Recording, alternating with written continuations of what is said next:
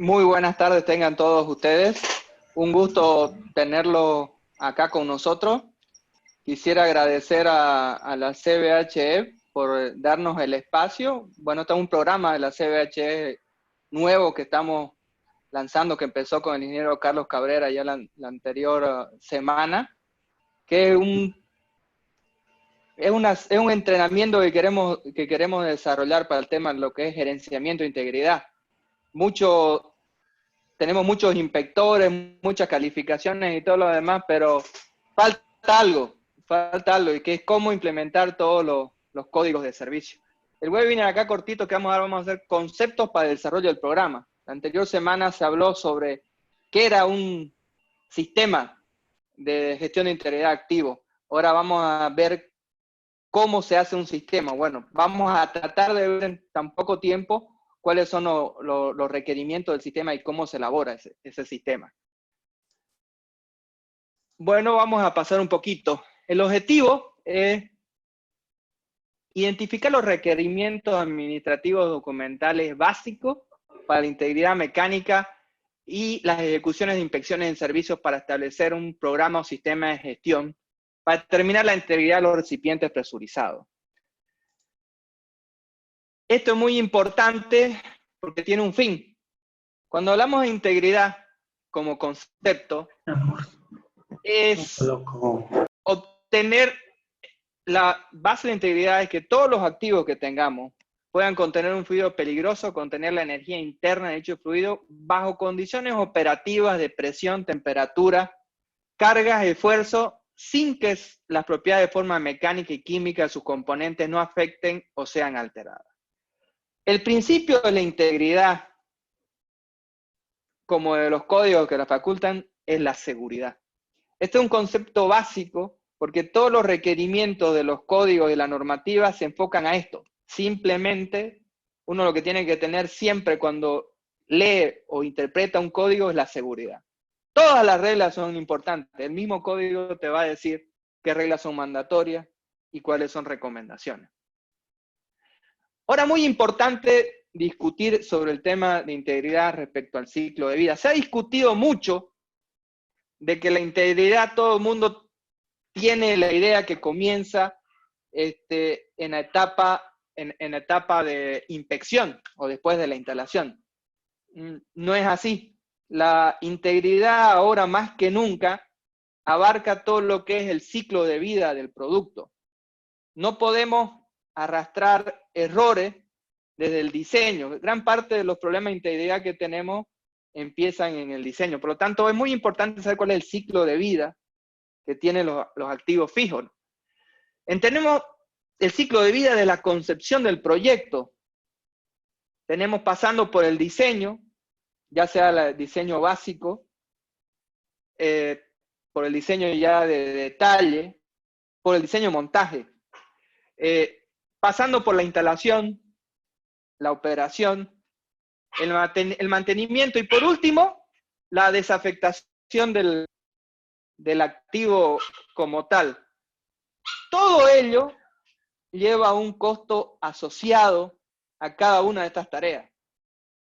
La mayor importancia que tenemos ahora para ver sobre el costo asociado y sobre los costos que tenemos actualmente en el sector es mantenerlos controlados, pero gastar sabiamente. Una de las cosas que vamos a ver más adelante es que desarrollo de las actividades tienen que tenernos un resultado, y un resultado que tiene que ser base para esto. Generalmente lo que creamos o hacemos o desarrollamos en ingeniería es progresivo. Yo tomo una decisión en la ingeniería básica y me afecta a la ingeniería de proceso. La ingeniería de proceso me afecta a la ingeniería de construcción. Y de la ingeniería de construcción nos afecta a los materiales que recibimos, etc. Y nos va a afectar a la inspección. Por ejemplo, si vamos a hablar de las tareas previas a la operación del equipo, tenemos el diseño básico de detalle, selección y compra de materiales. Este es un gran problema que podemos tener en integridad en este punto. Transporte y logística de los materiales, construcción, montaje, verificaciones de la construcción y del montaje. O sea, ¿con qué registro yo voy a contar para asegurarme que el montaje, el diseño se haya cumplido. Tenemos pruebas, certificaciones, instalación y puesta en marcha. Después de esto, tenemos los procesos en la etapa operación. Tenemos determinación de los parámetros operativos reales. Ya antes habíamos fijado nuestros parámetros operativos para realizar un diseño eficiente. Ahora tenemos que verificarla y comprobar los programas operativos y cómo está operando la planta. La operación en sí, la eficiencia de cómo están operando nuestros equipos y cómo están operando. Los requerimientos y los gastos de mantenimiento que tiene un equipo. Las inspecciones en servicio. Este es un punto ya vital en el tema. Son obligatorias por todos los códigos y los requerimientos. Hay que hacerlas.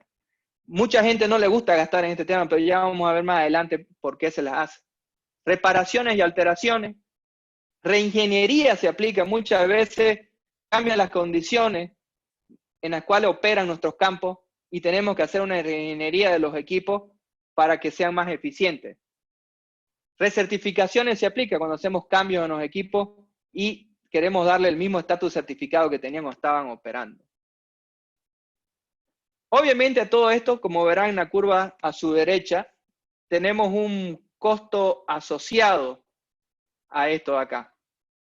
Y por último, tenemos la desincorporación del equipo, que aquí tenemos un costo asociado sobre qué vamos a hacer y cómo vamos a sacar el equipo de operación. Fíjense en esta curva que tenemos los valores de retiro, valores iniciales y todo lo demás, y el equipo va bajando. Una cosa muy importante, por ejemplo, en el ciclo de vida, que a veces no se toma muy en cuenta, es que donde se define cuánto va a durar el equipo es en la ingeniería básica o en el diseño. Si nosotros manejamos adecuadamente y conocemos adecuadamente nuestro proceso y ya tenemos seleccionado un material adecuado para nuestro equipo, tenemos que estar muy conscientes de cuánto va a durar mi equipo. Entonces, hay un problema a veces que tenemos que es las famosas tasas de corrosión, que se las toman a la ligera. En realidad no. Por ejemplo, uno de los mecanismos, la tasa de corrosión, pues es algo que tengo que ser consciente y tiene que estar basado en cuánto me va a durar el equipo y cuánto yo voy a recuperar la inversión de mi proyecto. Grandes los problemas que tenemos con ingeniería de integridad es que se desliga este concepto del concepto económico. Y es algo que está muy, muy ligado. Ahora yo les quiero realizar que repasemos un poco ciertas preguntas de por qué tenemos que realizar esto. ¿Por qué tengo que mantener una integridad de mis activos? Primero, obviamente queremos que nuestros equipos sean seguros y operen. Pero la mayor tema que le pesa mucho es el cumplimiento de los requerimientos operacionales. Obviamente, tengo yo una responsabilidad. Y en muchos de nuestros países existen leyes que protejan el Estado para que estas plantas produzcan riqueza.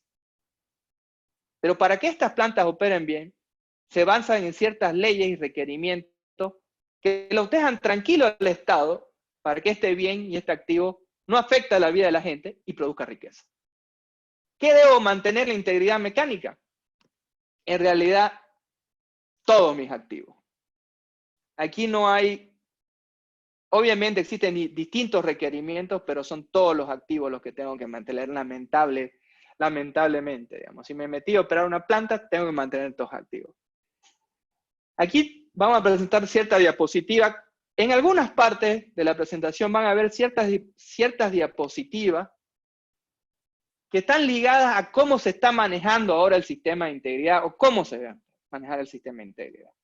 Bueno, el sistema de integridad tiene requerimientos mandatorios que lo vamos a ver ahorita, pero cómo se maneja al final, vamos a ir comentándolo, haciendo un feedback, también lo podemos ver en las preguntas, también depende del bolsillo de la planta. Por ejemplo, aquí vemos una presentación de donde están identificando a través del PIN ID todos los elementos de un sector de la planta y a su extremo izquierdo de la pantalla pueden ver los documentos asociados que se generan en esto. Vamos a empezar a hablar de la clave de esto, del sistema, adelantándonos un poco, es la calidad de documentos que generamos como resultado de la aplicación de nuestro sistema. Para cada una de las etapas de nuestro sistema, generamos documentos como respaldo a que hemos realizado bien la tarea. Es la forma de demostrarlo. Esto se lo vamos a pasar, esta tablita.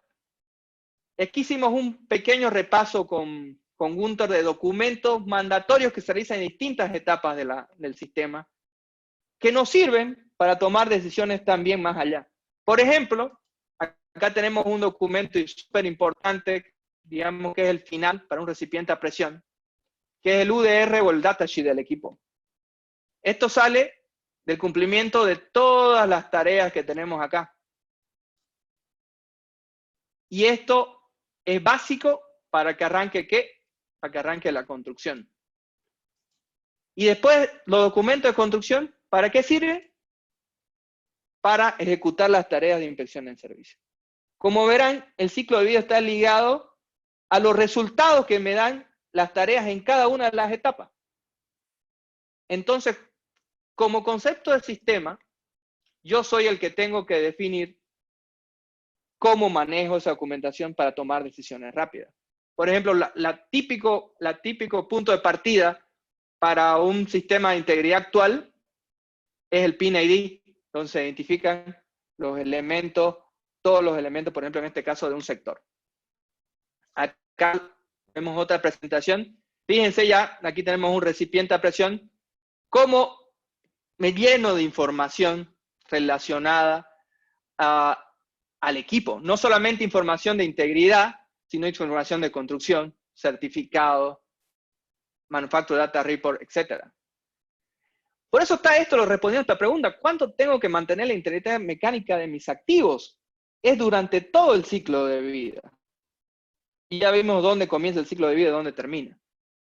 ¿Dónde debo mantener la integridad? En todas las instalaciones donde yo sea responsable. El usuario o el dueño de las actividades es responsable de instalaciones por ley. Entonces, es donde él tenga un requerimiento legal, donde sea el representante. ¿Quién debe mantener la integridad mecánica? Es el dueño o el usuario. Van a ver, muchos de ustedes no son dueños de usuarios y otros sí son. En realidad, este webinar tiene como objeto el dueño y el usuario. Pero también todos ustedes que son inspectores relacionados al sistema tienen que entenderlo. Es el dueño y usuario el responsable por el mantenimiento de la integridad de los activos y es el responsable de la elaboración del sistema y el responsable por el cumplimiento de la ley. Cualquier problema, eso tienen muy claro los usuarios, cualquier problema existe, es el representante legal del usuario, el primero llamado por ley. Y es el responsable del haber tomado o no un servicio, es el usuario.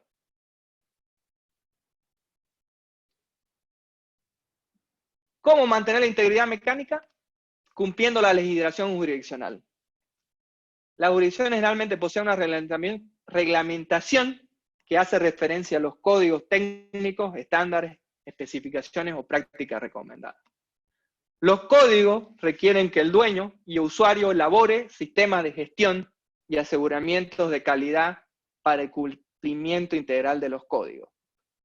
Ahora bien, tengo el código. En anterior presentación, de anterior semana, dijeron, ¿cómo hacemos esto? Bueno, vamos a ver más adelante que para eso hay que cumplir el código.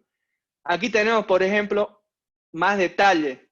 Ahora bien, si se fijan en la anterior diapositiva, la clave actual del manejo de integridad es el sistema que identifica los elementos, como vimos en la anterior diapositiva, lo vamos a aclarar más adelante también. Ahora, ¿cómo se lleva la integridad actualmente? Se enfoca en el elemento. En cada elemento individual del equipo. Si se fijan acá, la clave para manejar todo esto, por ejemplo, tengo un recipiente, el recipiente está compuesto por conexión, pata, inclusive la soldadura es un elemento distinto a lo que puede ser la plancha de la virola que están viendo el equipo que está ahí. Tiene características distintas, tiene comportamiento distinto. Se considera, señores, elemento, por ejemplo, al recubrimiento. O se considera otro elemento del equipo, por ejemplo, al aislamiento. todos estos elementos se van a deteriorar. ¿Cuánto se van a deteriorar? Se supone que si hicimos bien nuestra tarea en el inicio del proyecto, se van a deteriorar el tiempo que dura el proyecto. Generalmente, en la industria del petróleo y del gas, si no recuperamos la inversión en 20 años, estamos mal. Entonces, generalmente, las tasas de corrosión que ustedes ven asociadas a los equipos son de 20 años. Aunque, la verdad, eso tiene que estar bien claro y establecido en la base de ingeniería de diseño. ¿Cómo demuestro mis obligaciones para mantener la integridad de los activos? Esto es súper importante. Ejecuto mi sistema de gestión y aseguramiento de calidad e integridad. Elaboro los registros necesarios que exige la jurisdicción, el código y mi sistema. Someto mi sistema a auditorías que retroalimenten el sistema para que me mantengan actualizado. La retroalimentación del sistema es mandatoria no solamente porque los códigos cambian, sino porque yo puedo encontrar formas más eficientes para manejar mi información.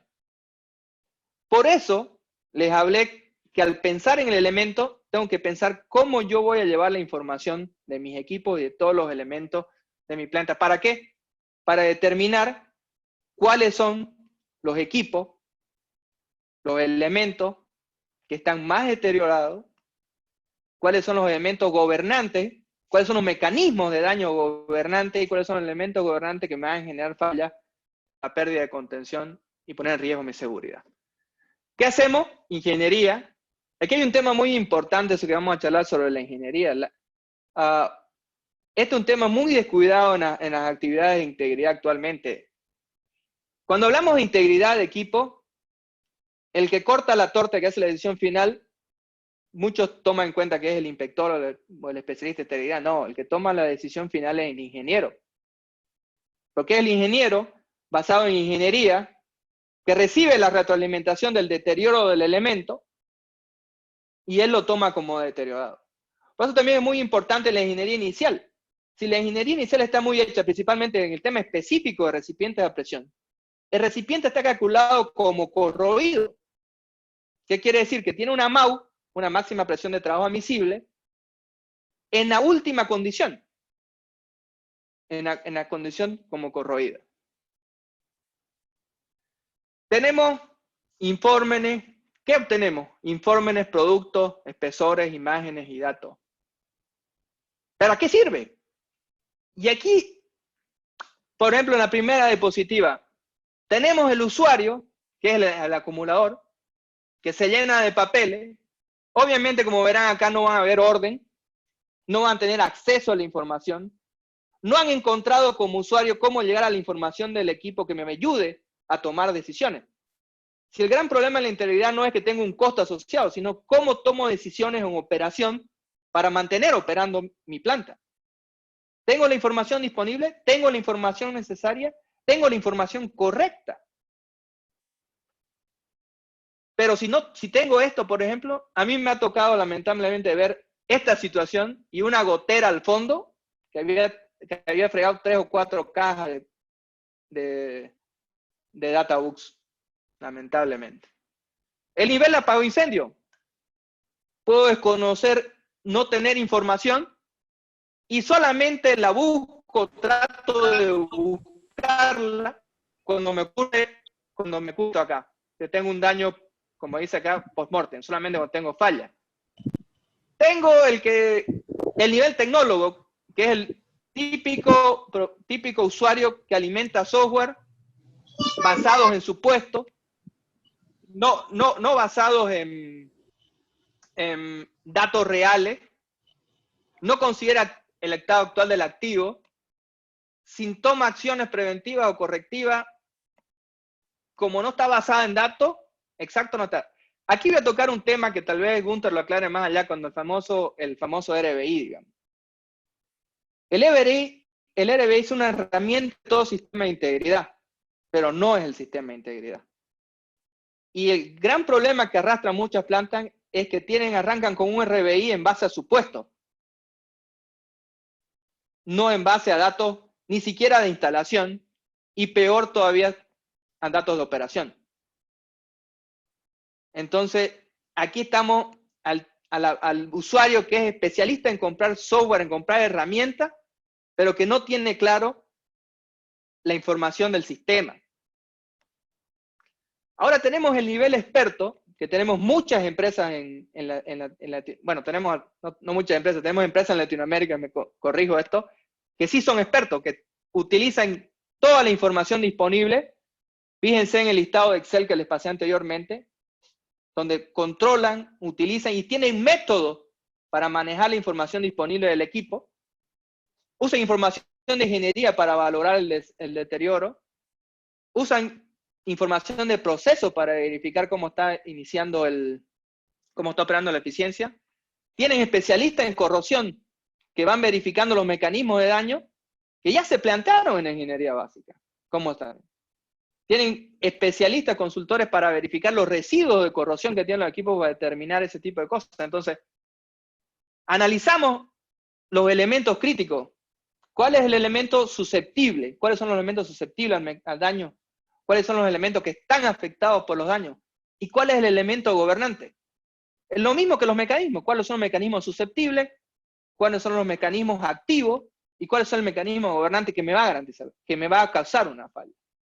Esa es la pregunta que yo me tengo que ver. Si mi planta va a fallar por un elemento, que es parte obviamente de un equipo, un sistema. Me va a fallar por una conexión o una boquilla, como decimos, de un recipiente, me va a fallar en una virola, me va a fallar en un niple, una conexión. Entonces, ¿qué es lo que falla? Un elemento. ¿Cuál es nuestra labor en nuestro sistema? Identificar cuáles son los elementos susceptibles.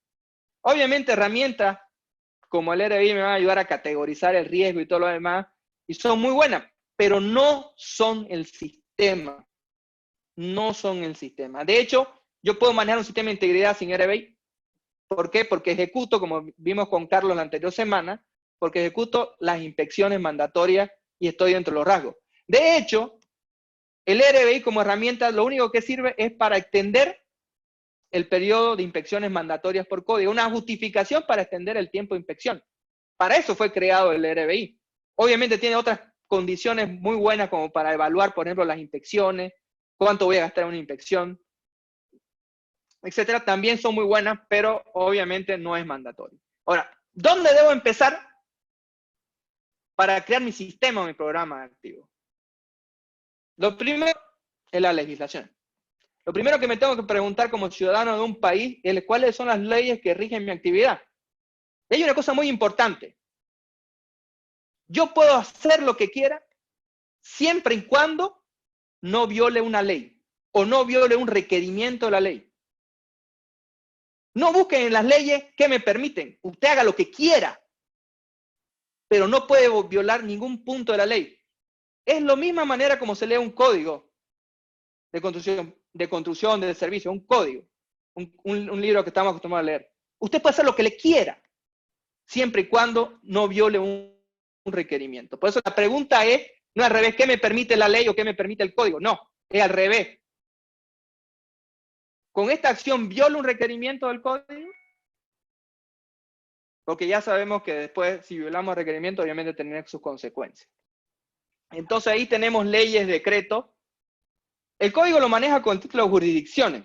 Ahora, fíjense que la jurisdicción puede tener distintos niveles. Nacional, bueno, en el caso tenemos gente de la Argentina, federal, del estado, de la provincia, municipal, y en Bolivia, por ejemplo, tenemos hasta el nivel de territorio originario, digamos. Cada uno puede generar sus propias leyes respecto a los activos.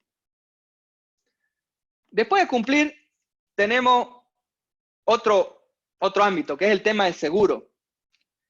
Nadie en la industria del petróleo y del gas creo que opera una planta sin tener un seguro, digamos. Entonces, los requerimientos de las aseguradoras también tienen que ser contemplados en cuenta. Ahora, requerimientos de aseguradoras internacionales se basan también, igual que las leyes, en requerimientos de estándares internacionales, como vamos a ver más adelante.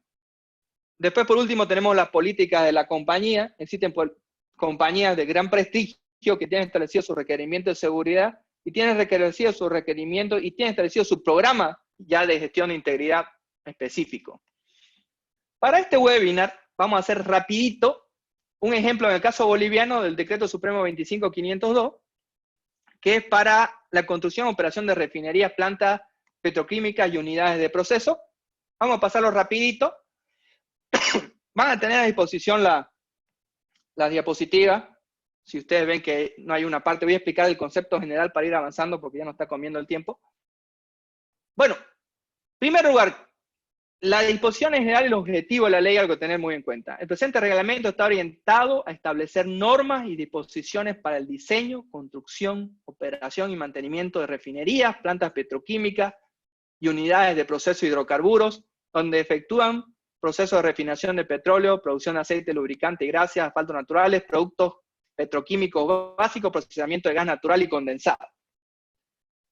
Es lo mismo que cuando yo agarro un código. Lo primero que tengo que hacer cuando leo estos libros, cuando leo una ley, es verificar el alcance de la ley. Existen problemas, porque la mayoría de las veces agarro un código o algo, lo quiero usar, pero no tengo claro cuál es el alcance de ese código, y mezclo conceptos y tomo decisiones erróneas a base de eso. El objetivo del alcance es asegurarse que el operador aproveche las condiciones de seguridad, según normas nacionales e internacionales, establecidas a sus trabajadores de la comunidad en general. Entonces, asegurar que las refinerías estén construidas y operadas de acuerdo a normas técnicas y de seguridad vigentes. Ahora bien, en este código que se establecen cuáles son las normas que hacen referencia. En este punto, el Estado delega el desarrollo técnico del programa a estos técnicos que están elaborados por esta institución. Como en este caso, ASI, API, ASME, ANSI, ACTM, NFPA, AWS. Él no tiene por qué desarrollar todo el tema técnico. Eso, por ejemplo, es uno de los grandes problemas, grandes defectos que tienen algunas leyes. Algunas leyes en algunos países nuestros en Latinoamérica principalmente tratan de ser códigos y no tienen el objeto, no tienen ese objeto. Sino, por ejemplo, en este caso, la ley boliviana no establece qué edición utilizar. Pero si te dicen que uses el código, el mismo código te dice cuándo entra en vigencia. Aunque sería bueno que en la ley aclaren que es el último aceptado. Ahora, fíjense que si no existe un código, un estándar, mencionado en el inciso B, se pueden utilizar aquellos que otorguen igual o mayor nivel de seguridad a los que están expuestos en los anexos para cada tipo de equipo. Obviamente la ley trae sanciones. Y siempre es bueno leer esta parte para saber a qué estamos expuestos sancionar. Fíjense que la ley, en los anexos que tiene esta acá, bueno, el que esté interesado por la ley la puede descargar, está en el sitio web del gobierno de Bolivia. Ahí está esta ley, ahí está en la Agencia Nacional de Hidrocarburos. Ponen Decreto Supremo 25502 y la pueden descargar y la pueden leer completa. Es de vigencia de 1999, por si acaso. Los recipientes para fluidos de alta presión deben ser diseñados, fabricados, inspeccionados y probados de acuerdo con las normas ASME, recipientes a presión, División 1 y División 2.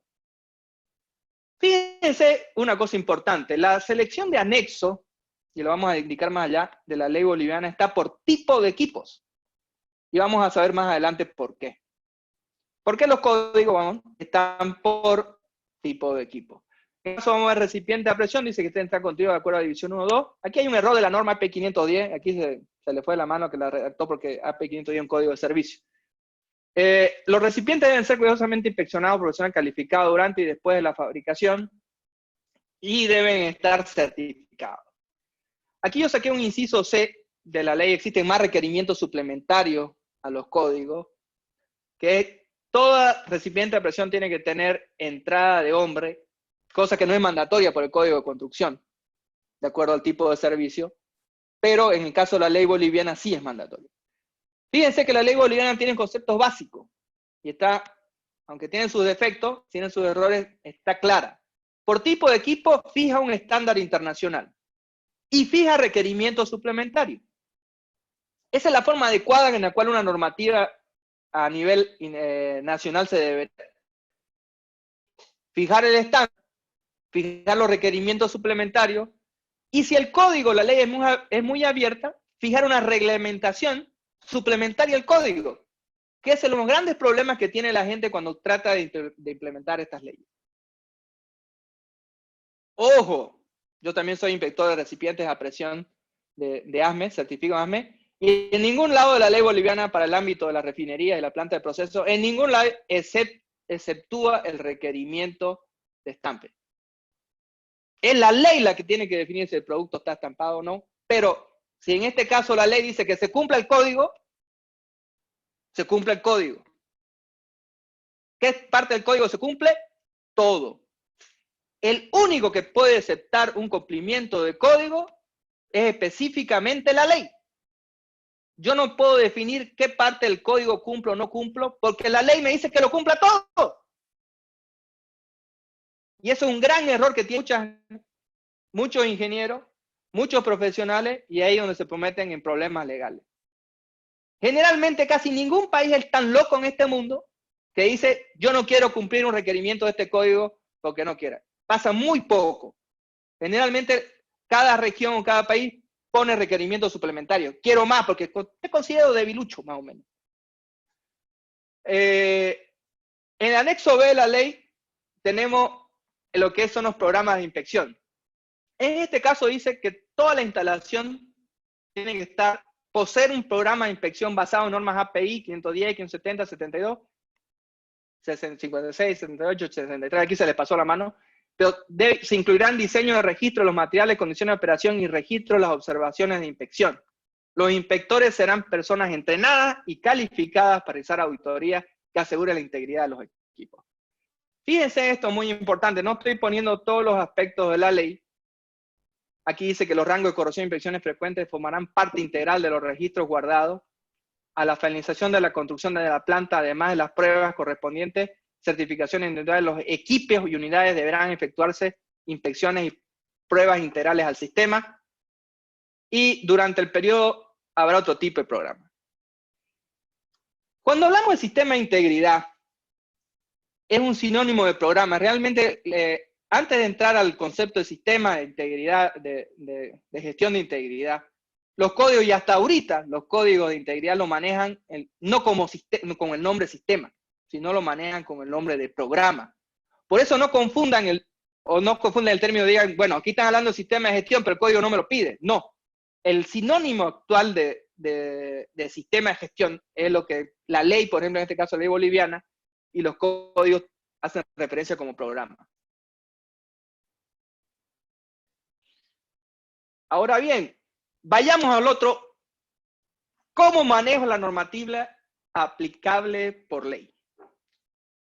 Como la misma normativa está hecha, yo para responder a mis requerimientos de diseño, construcción, integridad, la tengo que manejar por tipo de equipo.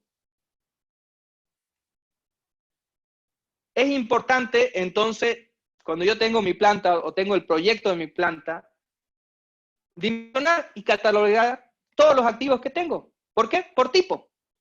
Por ejemplo, tengo que hacer mi inventario mecánico de la planta, analizar también la capacidad del activo, el funcionamiento global de la planta, la peligrosidad que implica y el riesgo asociado y el costo asignado al equipo. Entonces yo aquí, por ejemplo, tengo mi inventario de mis equipos, y esto es un ejemplo puntual, no es que tenga toda la planta esto es un ejemplo puntual de lo que vamos a ver. Entonces tengo mis isometrías, mis piping, tengo mi válvula de seguridad, tengo mi recipiente a presión, tengo mis intercambiadores de calor, mis aeroenfriadores, mis tanques, etc. Y ahora lo que tengo que hacer de la ingeniería básica es clasificarlo de acuerdo a lo que me pide la ley. Tengo mi listado de códigos, lo que me pide la ley, y empezar a ver qué es lo que necesito hacer. ¿Qué tengo que cumplir con la ley? Por ejemplo, tenemos el caso B311, sistema de tubería de potencia, donde tenemos construcción. ¿Y qué hacemos en la inspección? Fíjense que en la ley boliviana hay un vacío en eso, pero la ley te dice, cuando yo no nombro nada, usted tiene que usar y asumir un sistema con mi programa de inspección, que obviamente lo voy a avalar yo, en este caso la Agencia Nacional de Hidrocarburos, para controlar ese sistema. En este caso está el NBIC o NB23, que sí tiene requerimientos de integridad o de inspección en servicio para sistemas de tuberías de potencia. ¿Por qué vamos a hablar de esto? Fíjense que la ley boliviana hace referencia a normas que se usan en el continente americano. Y eso es común en todos los países de este continente, no estamos en Europa, digamos. Así que en este continente se establece ASME, ACTM, API, todos los materiales y todas nuestras leyes están en el sistema continental americano. No vayamos a decir norteamericano y todo lo demás, porque muchos han peleado las instituciones como el ASME, ACTM, para tener un estatus regional e internacional. Sistema de tubería de proceso, aquí tenemos el ASME B313 en construcción y tenemos el AP570 y el NB23 en servicio.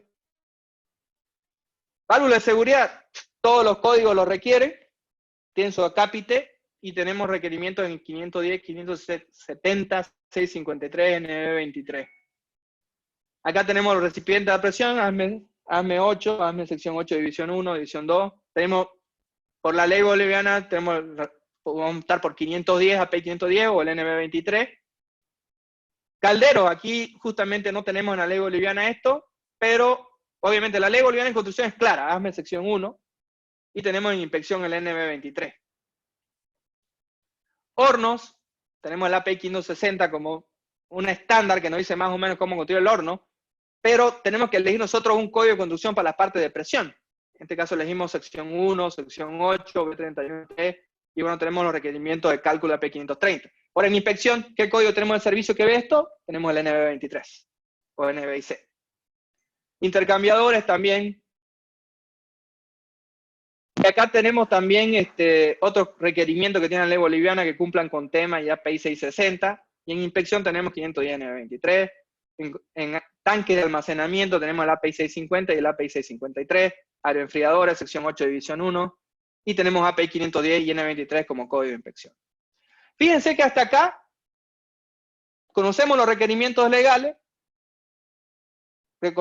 reconocemos cuáles son los códigos que van a aplicar a nuestros activos y ya definimos con qué va a regir o cómo vamos a realizar desde la ingeniería básica a la construcción y qué requerimientos tenemos que cumplir para cumplir con la ley hasta que estemos operando el activo.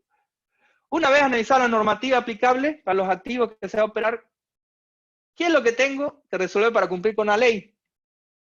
Es fácil, cumplir todos los requerimientos normativos y suplementarios de la ley en las etapas de, bueno, aquí faltó diseño, construcción e inspección, aunque la palabra construcción implica diseño, construcción, fabricación, pruebas, examinaciones, etc.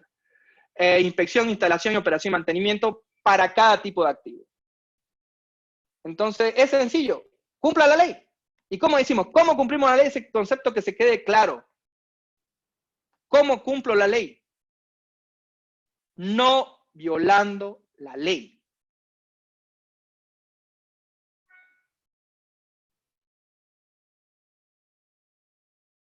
A la construcción para cada equipo. Los códigos de construcción para los equipos detallados anteriormente establecen que la definición de la ingeniería básica es responsabilidad del usuario o del dueño. En este punto, el usuario o el dueño tiene que tener establecido un sistema de gestión de las actividades de ingeniería que contemple los requerimientos normativos relacionados a la integridad de los activos. El código de construcción de todos los que hemos visto anteriormente establecen que la responsabilidad de la ingeniería básica es del usuario. Obviamente, vamos a entrar más adelante, esto tiene que estar gestionado por el usuario. Gran parte de los problemas de construcción es porque no se tiene claro el concepto de integridad en el diseño básico. No se tiene en concepto claro el diseño de cuánto vale un documento en el diseño básico. Fíjense que los PFD, por ejemplo, son base para establecer ya, por ejemplo, los lazos de corrosión. ¿Cómo empezamos en la integridad actual? Con los PIN-ID. Y ¿cómo catalogamos la eficiencia de un equipo? Con el conocimiento que tengo yo de la ingeniería de proceso. ¿Cómo selecciono un equipo? ¿Cómo selecciono el material, para un equipo? Si no tengo claro los mecanismos de daño que van a afectar a mi proceso. Todo esto, por ejemplo, no es mandatorio. Aquí está el problema, no es mandatorio en el sistema de gestión. Pero el usuario tiene que definir requerimientos mandatorios para el manejo y la toma de decisiones en este punto. ¿Qué pasa cuando ya el usuario tiene claro qué es lo que necesita? Ustedes me dirán a veces, y pensarán ahorita, no todos los usuarios tienen claro a veces lo que necesitan. Bueno, eso es un problema que ustedes tienen que arreglar como constructores, si están en el lado de la construcción, con el usuario. Tienen que llegar a un acuerdo, pero tienen que estar claro que la fijación de requerimientos es responsabilidad del usuario. El constructor solamente se va a limitar a hacer lo que el usuario le pide. Y eso está muy claro en todos los códigos de construcción. Ahora bien, en construcción, basándonos en los códigos que hemos visto anteriormente para el ejemplo que estamos usando de la legislación boliviana, donde me pide muchos códigos como calderos, recipientes a presión y todo lo demás, me pide que cumpla el código y que tienen que estar certificado el producto. Entonces, obviamente, eso tengo que poner en mi requerimiento. Entonces, voy a usar ¿qué cosa? Fabricante certificado para este tipo de producto. El fabricante certificado va a agarrar los requerimientos del usuario y lo va a convertir en un producto certificado con estampe. Y fíjense esto muy importante.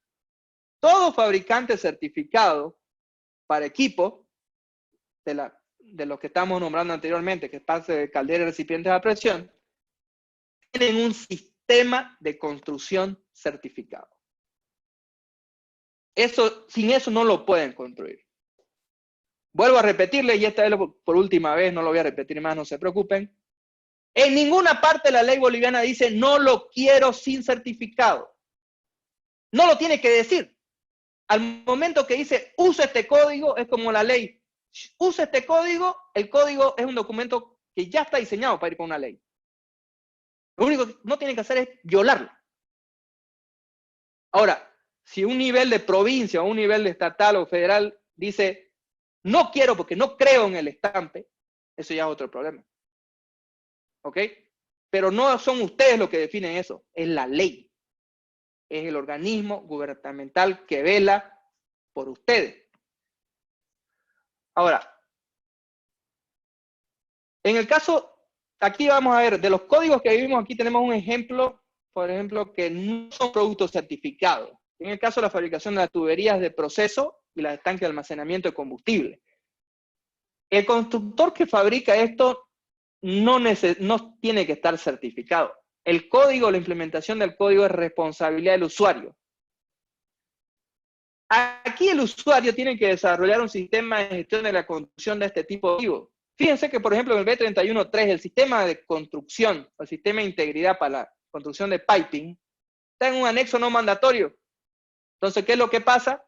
Que mucha de la gente agarra y dice, no, no es mandatorio, no lo voy a hacer. Pero volvimos al tema de esto. ¿Para qué estamos acá? Para hacer plata, para generar riqueza, para cumplir con los requerimientos de nuestros clientes, de nuestro final, que pone la gasolina, por ejemplo, al vehículo. Pero yo tengo que generar riqueza. Y si yo no controlo, no tengo un adecuado control de qué es lo que hago, pasa lo que pasa generalmente en nuestro continente, que son los famosos retrasos, que un proyecto que tenía que durar 1 año, duró 2. ¿Por qué? Justamente en el tema, y fíjense que el gran problema que tenemos en mayoría de esto es en el piping. Entonces, generalmente el problema nace porque tenemos usuarios que no tienen establecido, no tienen claro los requerimientos de cómo van a encarar la construcción de este tipo de equipos. Y lo mismo en los tanques de almacenamiento de productos, que son los tanques API 650. Ahora bien, API ha lanzado, para lidiar con ese temita, por ejemplo, para zafarse los tanques API, API sacó lo que es el monograma API para construcción de tanques de almacenamiento de combustible, que es el monograma API 650, donde ya por lo menos le dicen a ustedes, si usted toma una empresa con monograma API, esa empresa sabe lo que tiene que hacer. No van a renegar tanto. Eso tampoco no le quita al usuario que tiene responsabilidad sobre la construcción del tanque. Ahora, volvamos a la legislación boliviana y veamos lo que son los códigos de servicio, y vamos a ver que ahí estamos en 510, 570. Es lo mismo que en el caso anterior, dice, hagan un programa. En otras palabras, le dice, hagan un sistema que cumpla con el código y le doy estos requerimientos suplementarios. En ningún momento la ley boliviana ha aceptado algún requerimiento de lo que tiene el código de servicio. Por lo tanto, cuando ustedes me preguntan, ¿qué hago para cumplir el código? Cumpla todos los pasos. ¿Cuándo va a estar en problema? Cuando incumple un requerimiento mandatorio de ese código. Fíjense que todos los códigos NBIC, API 510, NB23 y todo lo demás requieren de manera mandatoria que el usuario tenga un sistema de gestión de integridad para cada tipo de activo.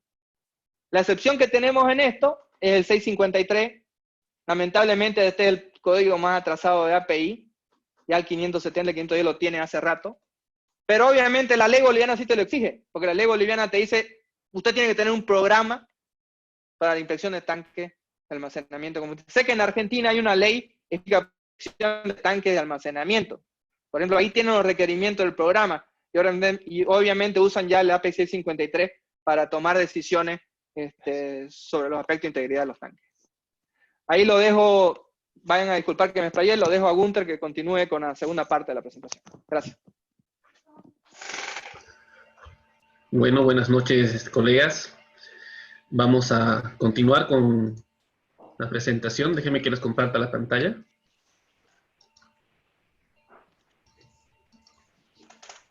Vamos a entrar ya ahora en materia en cuanto a lo que se refiere a un manual o programa de inspección, o como quieran llamar en su legislación o bajo el código que estén ustedes aplicando.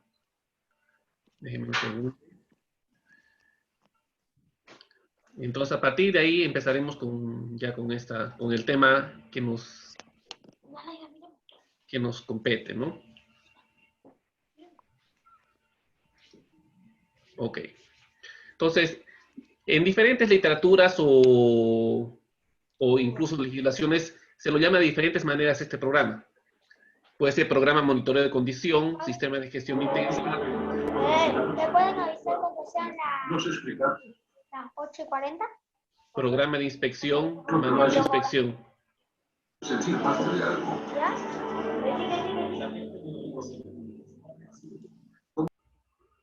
Ok, gracias. Entonces, específicamente ahora nos vamos a enfocar, por un tema de tiempo, en los requerimientos de la API 510, que es un programa que es requerido para recipientes presurizados. Pero de igual manera tendríamos que verificar los requerimientos para los diferentes códigos que ha explicado Oliver anteriormente. Ahora en pantalla pueden ver ustedes un programa que está desarrollando con mucha visión la Cámara Boliviana de Hidrocarburos, en la cual pueden visualizar que es un programa de gerenciamiento de integridad mecánica de activos de acuerdo a los requerimientos NBIC y API. El webinar que estamos avanzando esta tarde corresponde a lo que es recipientes presurizados.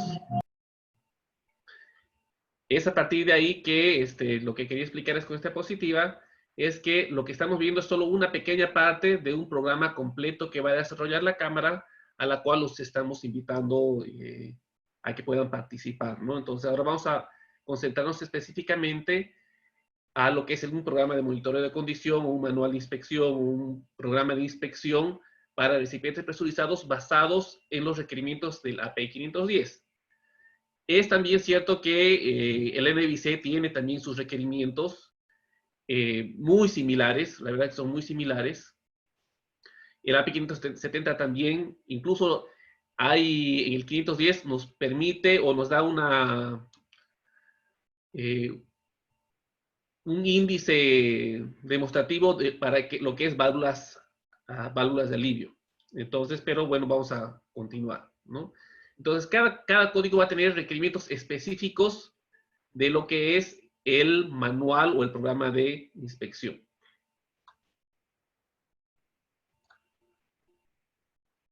Entonces, Oliver se explayó bastante en este tema en decir que el usuario y el propietario es quien debe tener o gerenciar o administrar este sistema de gestión, que debe incluir un aseguramiento de calidad para lo que es la inspección de los recipientes presurizados durante el ciclo de vida de los activos.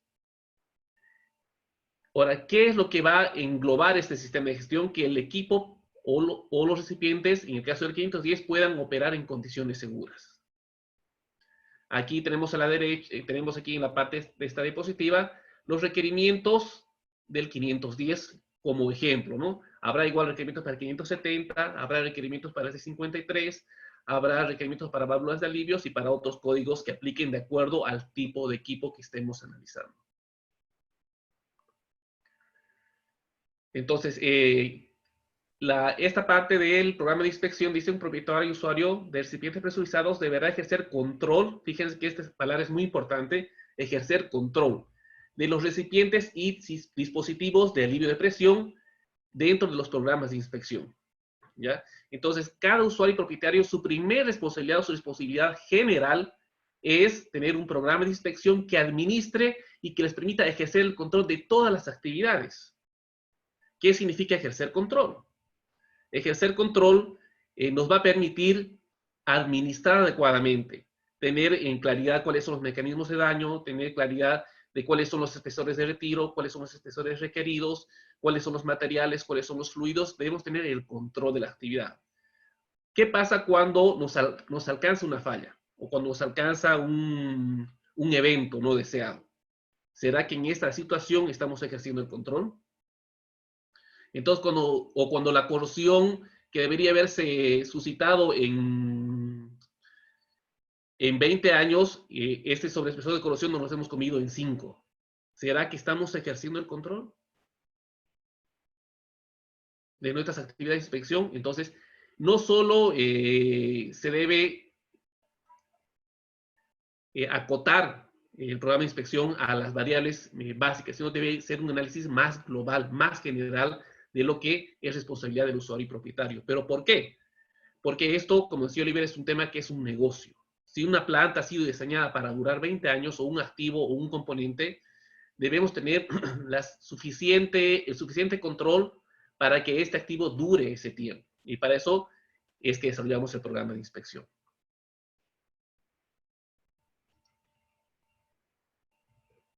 ¿Qué es un programa de inspección?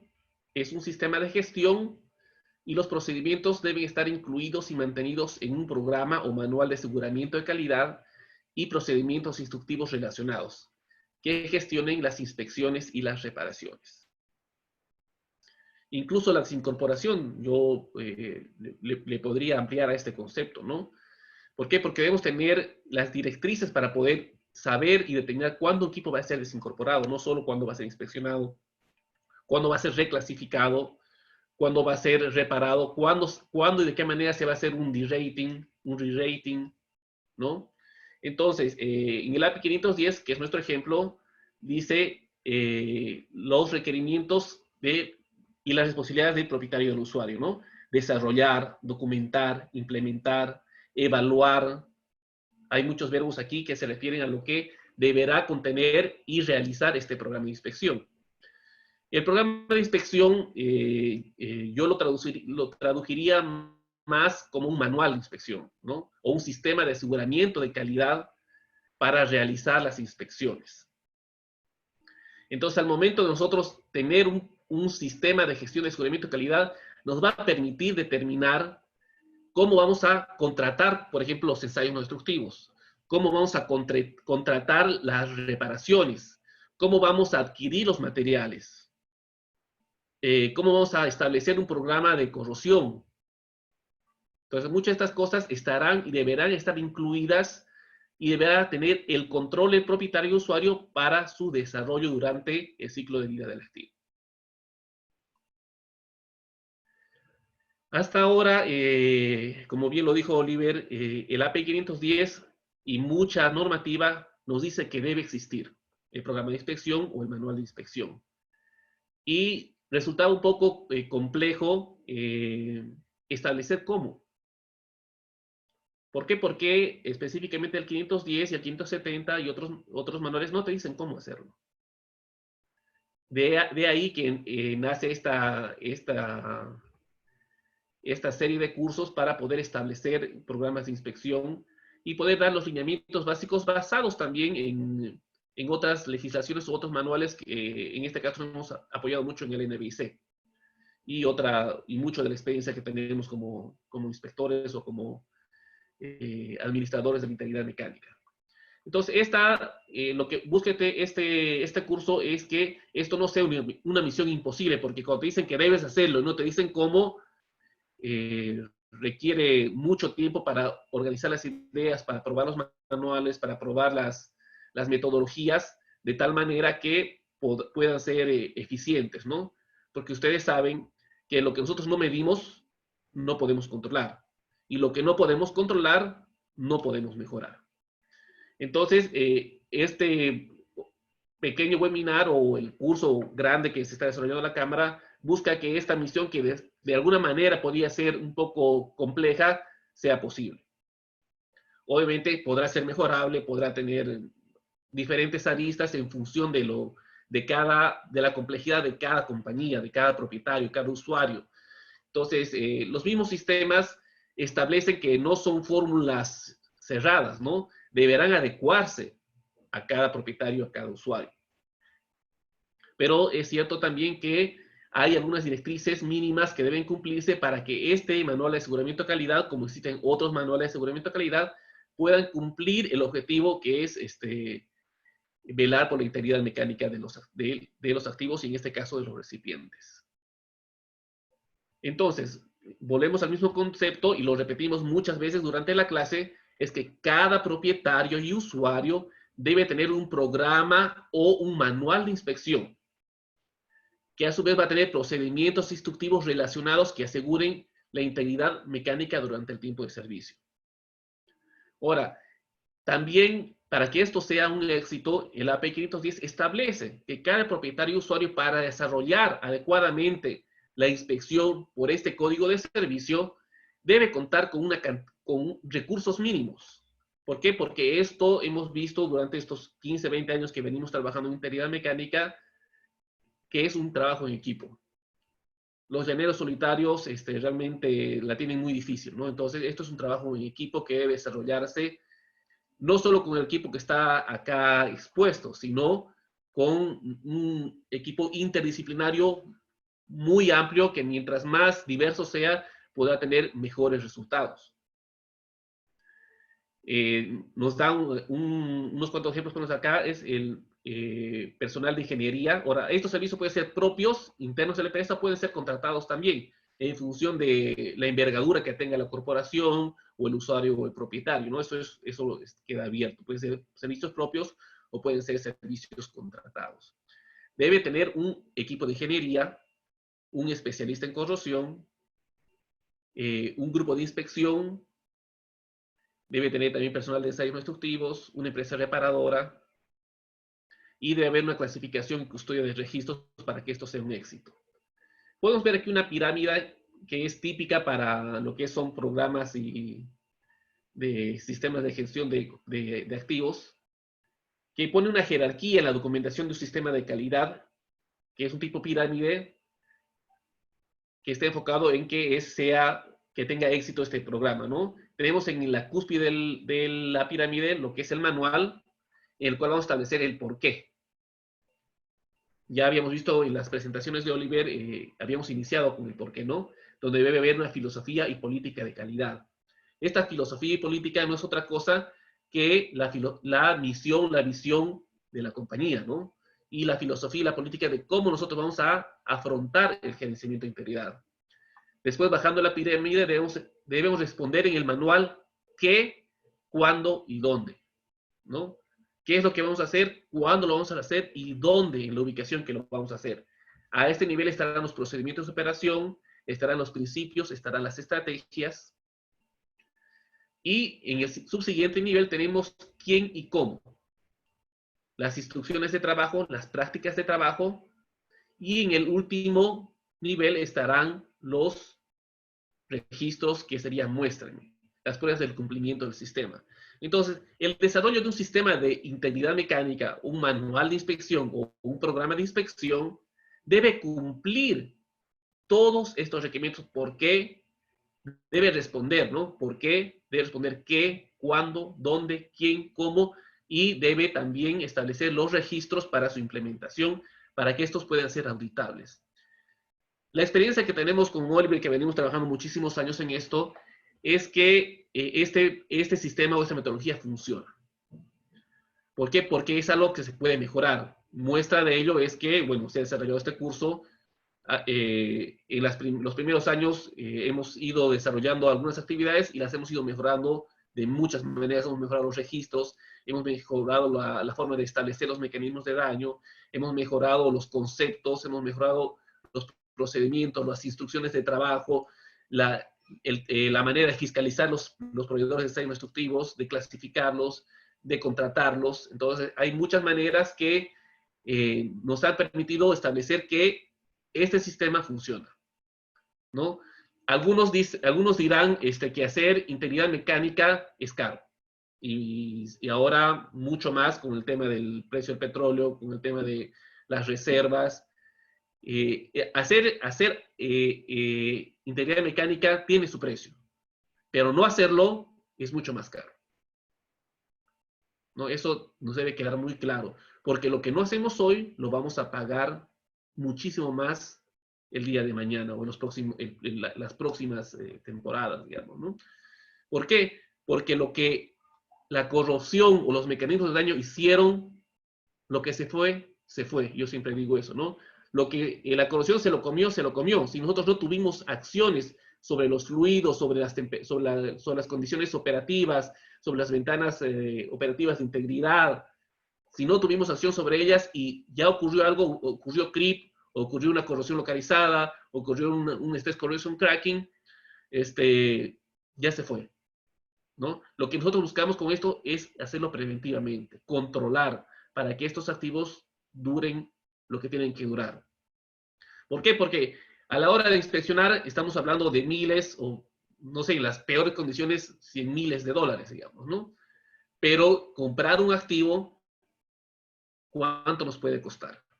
Podemos decir que hacer una inspección, un paro de planta que involucre un mantenimiento completo, que sea cambio de pintura, cambio de revestimiento, cambio de juntas, no sé, lo que corresponda al mayor escenario que ustedes pueden imaginarse, va a costar su dinero. Pero comparado con el tiempo y el costo de tenerlo fuera de operación la planta o de reemplazar la planta, es muy bajo. No tiene una relación. Entonces, hacer la integridad mecánica cuesta. Hacerlo bien cuesta más. Pero no hacerlo, eso sí cuesta mucho dinero.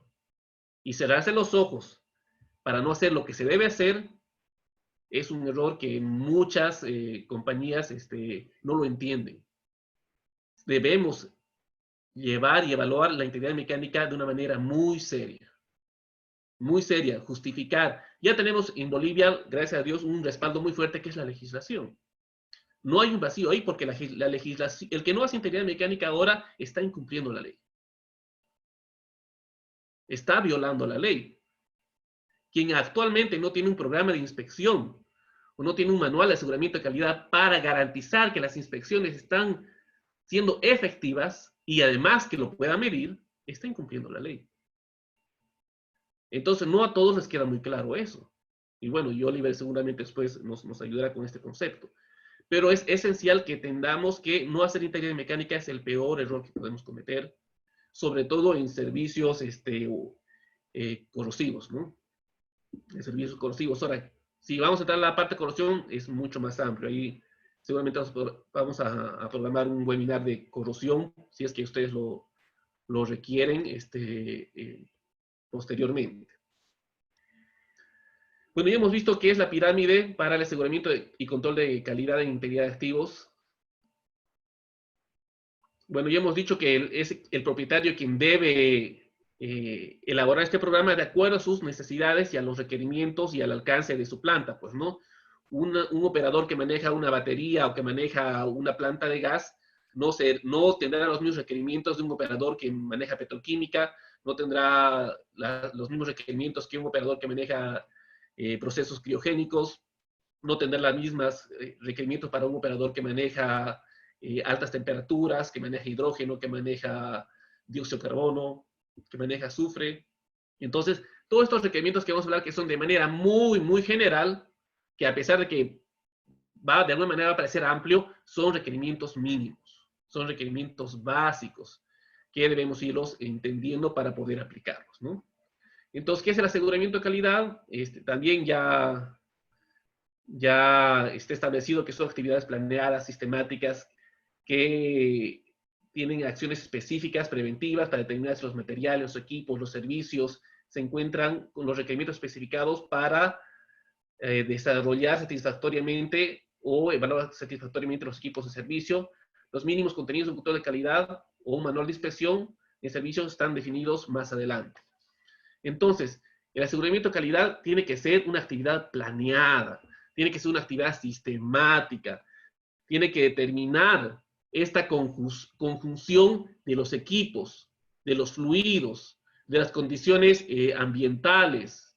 Es por eso que los programas de inspección no pueden ser, en un principio sí pueden ser genéricos, pero conforme en una etapa que les diré de diseño, de ingeniería básica, cuando no tenemos la información suficiente para establecerlos, podrán ser genéricos. Y bien, muy bien lo dijo Carlos en el anterior webinar, ¿no? Pueden ser programas genéricos, pero una vez que nosotros ya tenemos las condiciones o las cromatografías del gas o los análisis físico-químicos de los líquidos o del fluido que estamos manejando o del proceso que estamos manejando, no podrán ser ya más genéricos. Algo que es muy importante en esto es que ningún programa de inspección o plan de inspección o inspección podrá ser iniciado sin que tengamos claro y que entendamos el problema. O que entendamos, en otras palabras, los mecanismos de daño. Necesitamos, antes de desarrollar cualquier inspección, entender los mecanismos de daño. Entender cuál es el problema al cual nosotros nos vamos a enfrentar.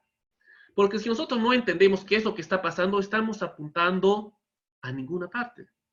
Y puede ser que lo que estamos haciendo podemos tener contratado muy efectivamente el ensayo, podemos hacer, no sé, la demostración de los procedimientos de los ensayos, podemos tener excelentes procedimientos, excelentes instructivos, podemos tener excelentes reportes, pero si el ensayo que estamos aplicando no atiende al mecanismo de daño que requiere mi activo, no estoy haciendo nada. Como el ejemplo, que se voy a aclarar un poco el ejemplo. Yo tengo un proceso que me genera un mecanismo de daño de agrietamiento, sea es corrosión cracking, sea fatiga mecánica, cualquiera que sea, y yo estoy contratando ultrasonido medición de espesores. Entonces, muchos sabrán que el ultrasonido con medición de espesores no es capaz de detectar grietas. Entonces, volvemos a lo mismo. Si yo no entendí que mi mecanismo de daño es agrietamiento, yo puedo hacer la mejor medición de espesores que exista, pero será esta plata, este tiempo fuera de servicio de la planta, o si es de servicio, será totalmente inefectivo. ¿Por qué? Porque no establecí para qué estoy haciendo. Entonces, lo primero que debemos hacer para entender y obviamente establecer este manual de inspección es entender el problema que estamos afrontando. Entender con mayor claridad, y muchas veces es en esta etapa en la cual no quieren gastar tiempo, porque no es dinero, es gastar tiempo. En entender con claridad qué es lo que estoy buscando, cuál es mi problema. En muchos cursos que doy, es la primera pregunta que hacemos, ¿no? ¿Cuál es mi problema? Tenemos que entender, desmenuzar. ¿Por qué? Porque lo llaman a Oliver, lo llaman a Carlos, lo llaman, no sé, a Evelyn, a tantos inspectores que hay ahora, y quieren que el inspector venga y resuelva los problemas cuando no somos capaces de identificar con claridad el problema. Porque el único que puede entender y determinar el problema es el usuario, es el operador, es el químico, es el procesista de planta. Porque los fierros son fierros. El tema es cómo se interactúa este fierro con el fluido y con las condiciones ambientales, y entiéndase ambientales por todas las condiciones, ¿no? Condiciones de proceso, condiciones de temperatura, condiciones que están alrededor, ¿no? Entonces debemos entender bien el problema para empezar a desarrollar cualquier actividad de inspección.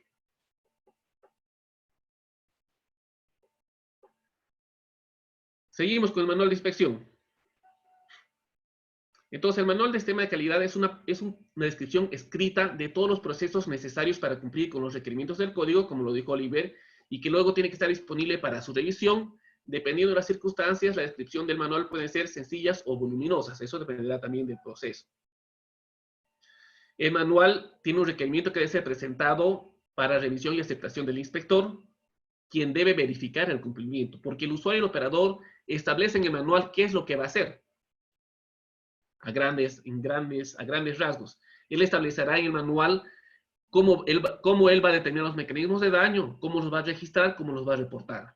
En el manual determinará o indicará cómo va a ser la contratación de su personal de ensayos instructivos, determinará cómo va a ser la ingeniería, cómo va a ser los planos, cómo va a ser las instrucciones de los ensayos destructivos. Y el inspector lo que va a hacer es hacer una auditoría del código de inspección y de su manual. Es por eso que en grandes corporaciones, ya más al norte del continente, los inspectores son contratados a los que conocen el manual de la corporación o de la corporación o de la compañía que está contratando. Entonces, de esta manera es que debemos nosotros entender el manual, y los inspectores también deben adecuarse a los manuales de inspección de los propietarios o de los usuarios. Entonces, el inspector debe, en sus primeras instancias, revisar, o el inspector de planta, ¿no? Y debe haber una auditoría interna, puede haber auditorías externas del manual. Ahora, ¿qué es importante también? El manual del sistema de calidad debe reflejar todas las operaciones que realiza la compañía para la gestión de activos. ¿Ya? Si la compañía, el usuario, solo hace, no sé, compresión, entonces su manual tendrá que estar relacionado a todas las actividades de compresión. Si es una petroquímica, todas las actividades de los procesos que contiene, ¿no? Ahora, los manuales también serán desarrollados de acuerdo a las necesidades de cada propietario o usuario. ¿Cómo se entiende esto? Que una parte del manual es el tema de la estructura, del organigrama. Entonces, el manual deberá estar sujeto al organigrama o la estructura corporativa que tenga la organización. Es por eso que también los manuales no pueden ser tan genéricos. Sí tienen una línea, una guía como la que vemos aquí en la parte derecha de la diapositiva, pero deberá adecuarse el manual a la organización, no la organización al manual. Que es el tercer punto, que es un error tratar de cambiar tu sistema para que cuadre con los requerimientos del manual. Cuando compramos un manual, muchas veces es mucho más complicado adecuar este manual que desarrollar un manual propio. Pero para desarrollar un manual propio debemos entender con claridad los requerimientos de cada punto, ¿no? En este caso, vamos a ver los requerimientos para los dispositivos de alivio de presión, que era el 510, ¿no? Para el caso de reparaciones. Cada organización de reparación debe tener un proceso de control de aseguramiento de calidad documentado que tenga los siguientes ítems dentro del manual: el título de página, la revisión, los contenidos del manual, la declaración de autoridad, la cartilla organizacional, ¿no? El alcance del trabajo, los dibujos. Entonces, cada organización, en este caso es un ejemplo, ¿no? Este ejemplo da para las reparaciones. El NBC tiene un contenido diferente, un poco más amplio, pero es de igual manera que cada propietario, cada usuario deberá desarrollar su manual de inspección, su programa de aseguramiento de calidad de inspección, de acuerdo a sus requerimientos. Estamos corriendo un poco con esto porque, bueno, es bastante largo, pero en líneas generales es esto, ¿no? Ahora, el manual deberá de todas formas cumplir con el código de servicio, que en el manual estará descrito bajo qué códigos estará desarrollado, ¿no? Si es un usuario que tiene recipientes y piping, incluirá en su manual los requerimientos jurisdiccionales o legales y los requerimientos normativos para el alcance físico que tiene como organización. Y se utilizará también para que se verifique el cumplimiento de los requerimientos del código. Otro requerimiento es que el manual está disponible y entendible para todas las personas involucradas. No es un secreto de estado el manual, el manual debe estar disponible para el inspector, debe ser claro, debe ser conciso. respondiendo únicamente o de la manera más clara lo que hemos visto en la pirámide, ¿no?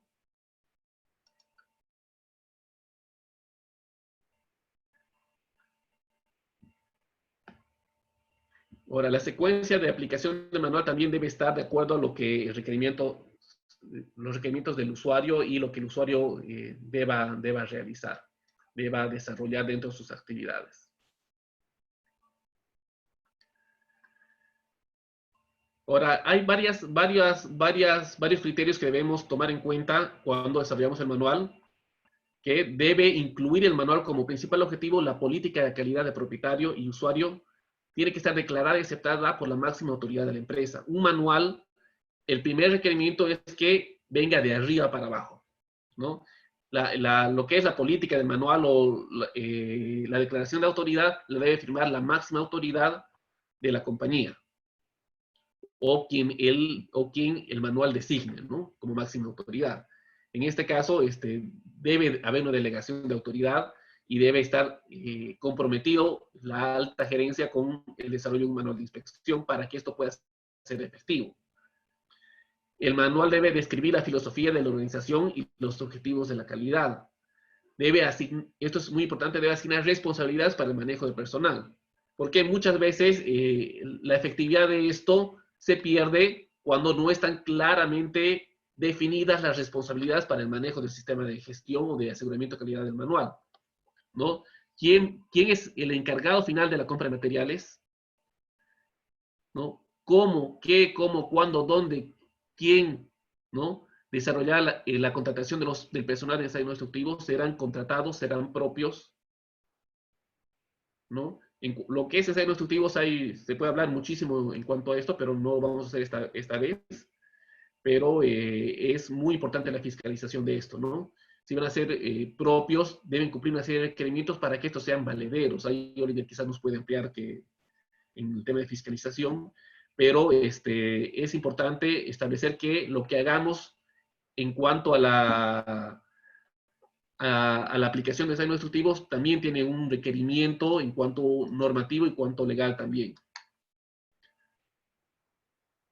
Debe contemplar que todos los requerimientos detallados del código se cumplen, debe escribir cómo el sistema está manejado, de algunos casos, cómo se desarrolla, y el manual no debe contener información confidencial de la compañía. Ya habíamos visto lo que es relacionado a la pirámide. O sea, vamos a ampliar un poquito en cuanto a las instrucciones. Las instrucciones para las personas que implementan el manual, que en términos amplios es cómo las políticas y objetivos expresados en manuales se abordan y lograrán. Detallar quién, qué, cuándo, dónde y en algunas veces cómo las operaciones son realizadas.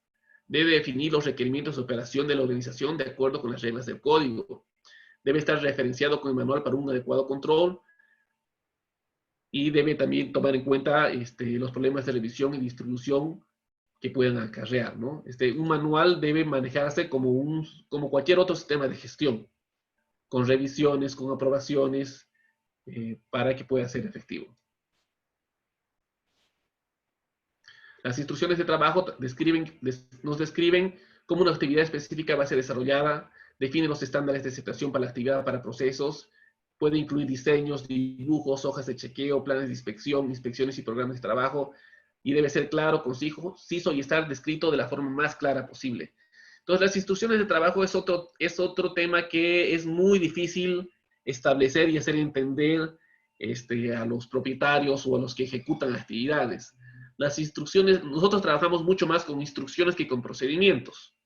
¿Por qué? Digamos, tenemos un procedimiento de radiografía, por decir cualquier cosa, ¿no? En el procedimiento de radiografía estará todo lo que es referenciado de manera general a cómo desarrollar la actividad radiográfica o la inspección radiográfica, pero en las instrucciones estarán claramente establecidas cómo nosotros vamos a acotar, dónde es que vamos a tomar las tomas radiográficas, cómo nosotros vamos o la medición de espesores, cualquier ensayo, cómo nosotros vamos a hacer el seguimiento, cómo vamos a hacer nosotros la trazabilidad. Entonces, las instrucciones tienen que ser tan claras, y igual el ASME 5 como todos los códigos nos establecen con claridad que deben cumplirse algunos puntos para que los registros sean aceptables. Tienen que tienen que estar claramente identificados, tienen que cuantificarse, tiene que establecerse qué tipo de defecto es, tiene que dimensionarse, tiene que ubicarse para que esto pueda ser aceptable. Entonces las instrucciones buscan esto, ¿no? Determinar, y cada equipo, cada ensayo o cada que vamos a hacer un trabajo podrán requerir instrucciones específicas para ese trabajo específico. ¿Por qué? Porque esto debe ser trazable. No todo lo que vamos a inspeccionar lo vamos a reparar y lo vamos a eliminar. Incluso si lo reparamos y lo eliminamos, deberá esto establecerse como un punto de monitoreo en lo posterior si es que no hemos ido a la causa raíz y hemos eliminado la causa que produjo el problema. ¿Por qué? Porque si tuvimos, no sé, una erosión, cambiamos el codo erosionado y no hicimos nada con la velocidad del fluido, no hicimos nada con las partículas o las partículas sólidas, no hicimos nada con la velocidad, lo más probable es que volvamos a tener el problema de erosión en ese mismo elemento.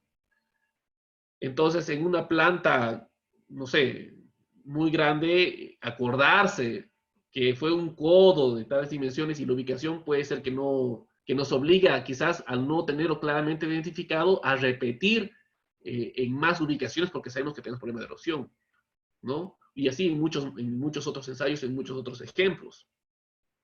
Es de esta manera que las instrucciones vienen a ser una parte clave y deben ser requeridas, pues. Deben ser requeridas y en sí mismo deberían ser desarrolladas por el propietario y el usuario. Yo soy partícipe en que muchas de estas actividades no pueden delegarse a externos, ¿no? Los planes de inspección, la identificación de mecanismos de daño, la elaboración de instrucciones deben ser desarrolladas por el usuario y el propietario, porque son los que mejor lo van a hacer, porque son los que conocen su proceso, porque son los que deberían conocer su proceso, son los que deberían conocer los mecanismos de daño a los que están a los que están expuestos sus equipos, ¿no? O sea, lo que hemos dicho desde el principio, entender el problema con claridad. Y es ahí que debemos gastar el mayor tiempo, porque eso va a ser costo efectivo de lejos de cualquier otra situación, ¿no? Porque si yo analizo el problema, podré al final llegar a acotar y dimensionar, identificar el punto exacto o los puntos más específicos para hacer, no sé, unas partículas magnéticas o hacer no sé, una inspección visual, un poco de análisis, acotar a dónde me voy a dimensionar. ¿Y quién debe hacer ese análisis? Porque tiene el tiempo, es el propietario y el usuario. Y quien manda la normativa y la legislación es el usuario. El usuario es quien debe entender el problema. No entregar un equipo que tiene, no sé, 15 metros de longitud y 1 o 2 metros de diámetro para que un inspector lo revise en 8 horas a 100%, es imposible. Quien deberá entender qué es lo que está buscando es el propietario del usuario. ¿Y eso dónde lo va a hacer? En la identificación de mecanismos de daño. ¿Cómo lo va a hacer? En la ubicación de los CMLs, ¿no? Y así podemos hablar mucho, pero es importante que entendamos que las instrucciones son las que nos van a apoyar más en esto, sobre todo a la hora de ver la repetibilidad del ensayo.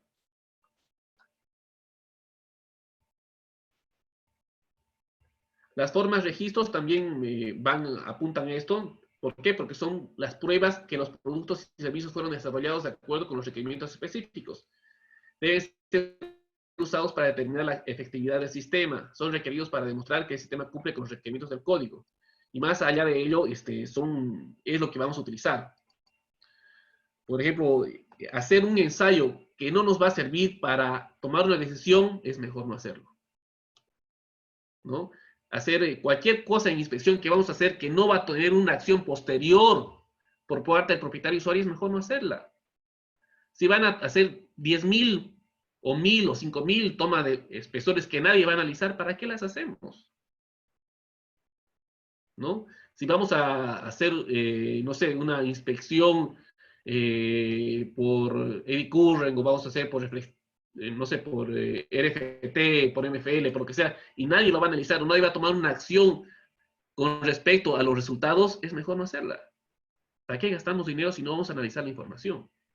Entonces, las formas y los registros también son muy importantes que sean concisos. Hay muchos propietarios, usuarios o mucha gente que le encantan los informes de 300 hojas, llenas de fotos que no dicen nada.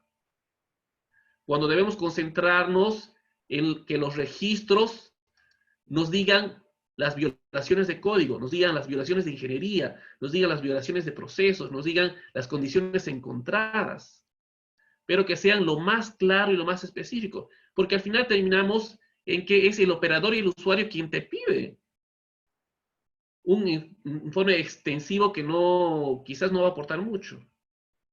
Entonces es el usuario y el propietario quien debe establecer las formas, los registros. ¿Por qué? Porque si con la manera en que se maneja en Latinoamérica, se cambia de proveedores muy rápido, o de año en año, o cada 2 años, cada 3 años cambiamos de proveedores.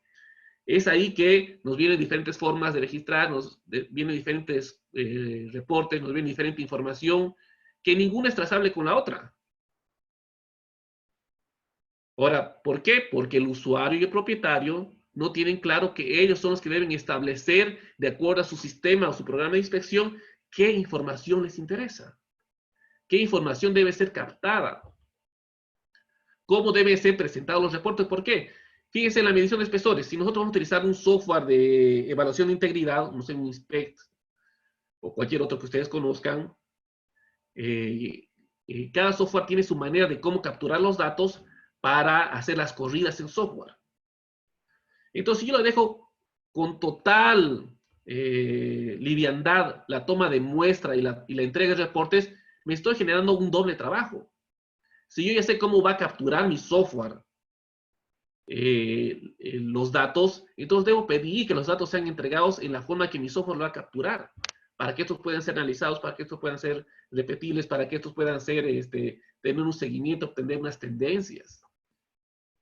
Y vamos de nuevo reforzando este concepto o esta idea, que es el usuario y el propietario quien debe establecer con claridad todos estos puntos que forman parte del contenido del manual de inspección. Ya vamos cerrando el tema con el contenido del manual, ¿no? Vamos a ver el punto número 1, que es la portada, que es descripción de la planta, la ubicación, el usuario, el propietario y tipos de activos que va a manejar el programa de inspección o el manual de inspección. Ahora, muchísima gente, obviamente por desconocimiento, es por eso que nace este curso, creen que la ISO 9000 reemplaza al programa de inspección, y esto es un error muy constante, ¿no? Un error constante. No tiene nada que ver. El programa de inspección o el manual de gestión y aseguramiento de calidad es para la inspección.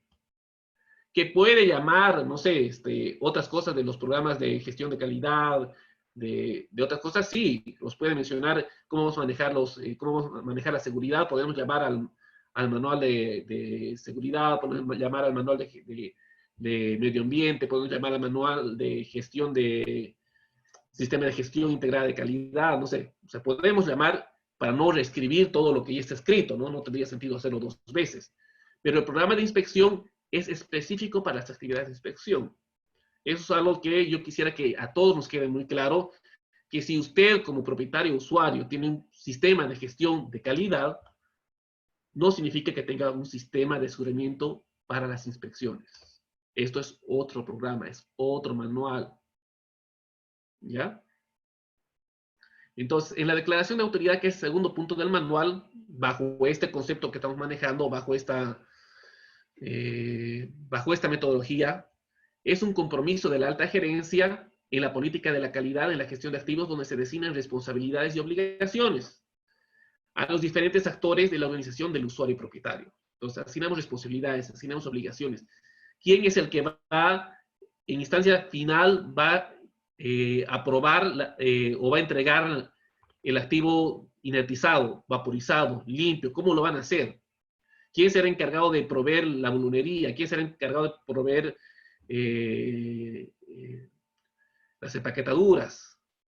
¿No? ¿Quién será encargado de proveer los sistemas destructivos? Todas estas cosas tienen que estar claramente establecidas en el manual.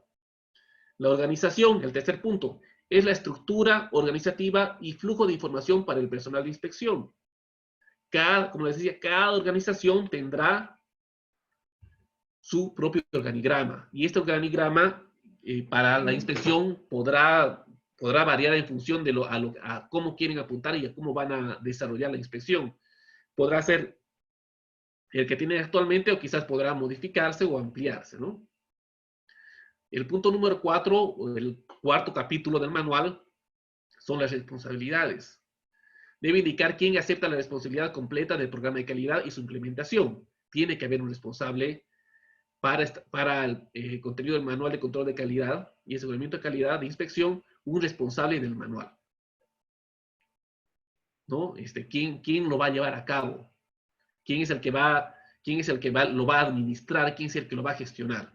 Eso debe estar muy claro y en la auditoría es algo que los auditores verifican, ¿no? Que esté con claridad quién es responsable del manual. Y quién será el responsable de su administración también, que puede ser o no la misma persona. El alcance y la aplicación es el capítulo número 5, ¿no? Es descripción del tipo de producto, los lugares donde se realiza, el código y requerimientos gubernamentales que se deben cumplir.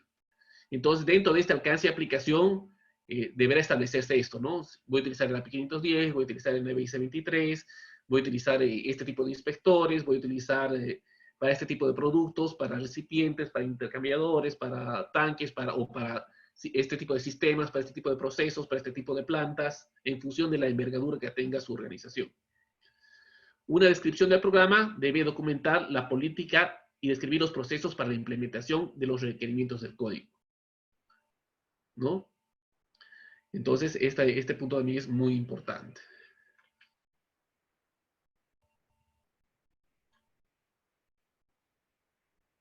Y bueno, en la descripción del programa, quizás el capítulo más fuerte, ¿no? que se va a tener. Control de documentos, igual que cualquier sistema de gestión, quizás este es un punto más común que en los otros sistemas o manuales, es cómo va a ser controlado el manual, ¿no? Cómo van a ser preparados los documentos, cómo van a ser revisados, cómo van a ser distribuidos, cómo van a ser aprobados y cómo van a ser implementados.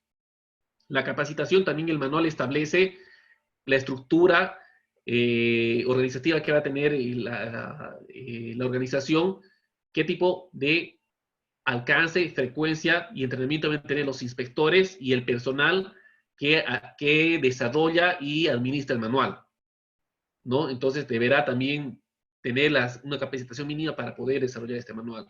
Y los registros, de igual manera, hemos hablado bastante de los registros, ¿no? Tenemos el punto 10, que sería las acciones correctivas. Debe tener disposiciones para la identificación y resolución de disposición de condiciones que afecten negativamente la calidad. Entonces, igual, en esta parte de las acciones correctivas estará establecido qué acciones vamos a tener cuando tengamos, no sé, algún producto no conforme, un componente que esté fuera de especificación, un componente que haya alcanzado su espesor de retiro y qué tipo de acciones correctivas vamos a desarrollar cuando pase esto, ¿no? Después tenemos el capítulo 11, que sería la inspección de instalación o servicio. En el caso de 510 está incluido ambos dentro de 510 en el mismo código. En caso de NBIC son libros diferentes, ¿no? O secciones diferentes. Entonces, dentro de este capítulo debe describir los métodos a desarrollar, aprobar y controlar los procedimientos escritos que cubran la inspección de instalación, incluyendo el alcance de las actividades esperadas, el método a realizar y documentar las actividades de inspección. Entonces, esto en el marco de esta parte de ciclo de vida, de la instalación y en el servicio. En el API 510, esta parte de instalación y de cambio de servicio es un párrafo muy pequeño. Yo les recomiendo en todo caso que se lean una parte del NBIC, parte 1, que ahí es muy amplio y nos puede dar muchas directrices en estas etapas, ¿no? Incluso ahí en la NBIC nos detalla los registros y muchas cosas que nos pueden servir bastante. Los métodos de reparación sería el capítulo 12 y alteración. La gestión de registros debe describirse, incluyendo el personal responsable por los registros y los requerimientos de retención. ¿Quién va a realizar la reparación, cómo la van a realizar, dónde, cuándo, quién es el responsable, todo esto deberá venir también en este capítulo 12, que es métodos de reparación.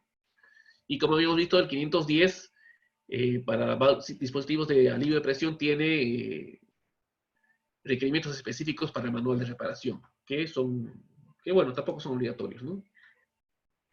En el capítulo 13 tenemos reportes. En el capítulo 14, control de servicios contratados, que es cómo el programa describirá el proceso de contratación y control de servicios cuando corresponda. Esto puede ser muy fuerte cuando no tenemos servicios internos dentro de la organización o del propietario del usuario.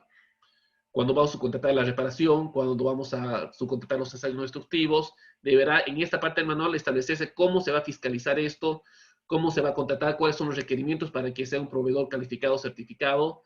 Y esto es aparte de los requerimientos del sistema de gestión de la corporación o de la organización que tengan ustedes.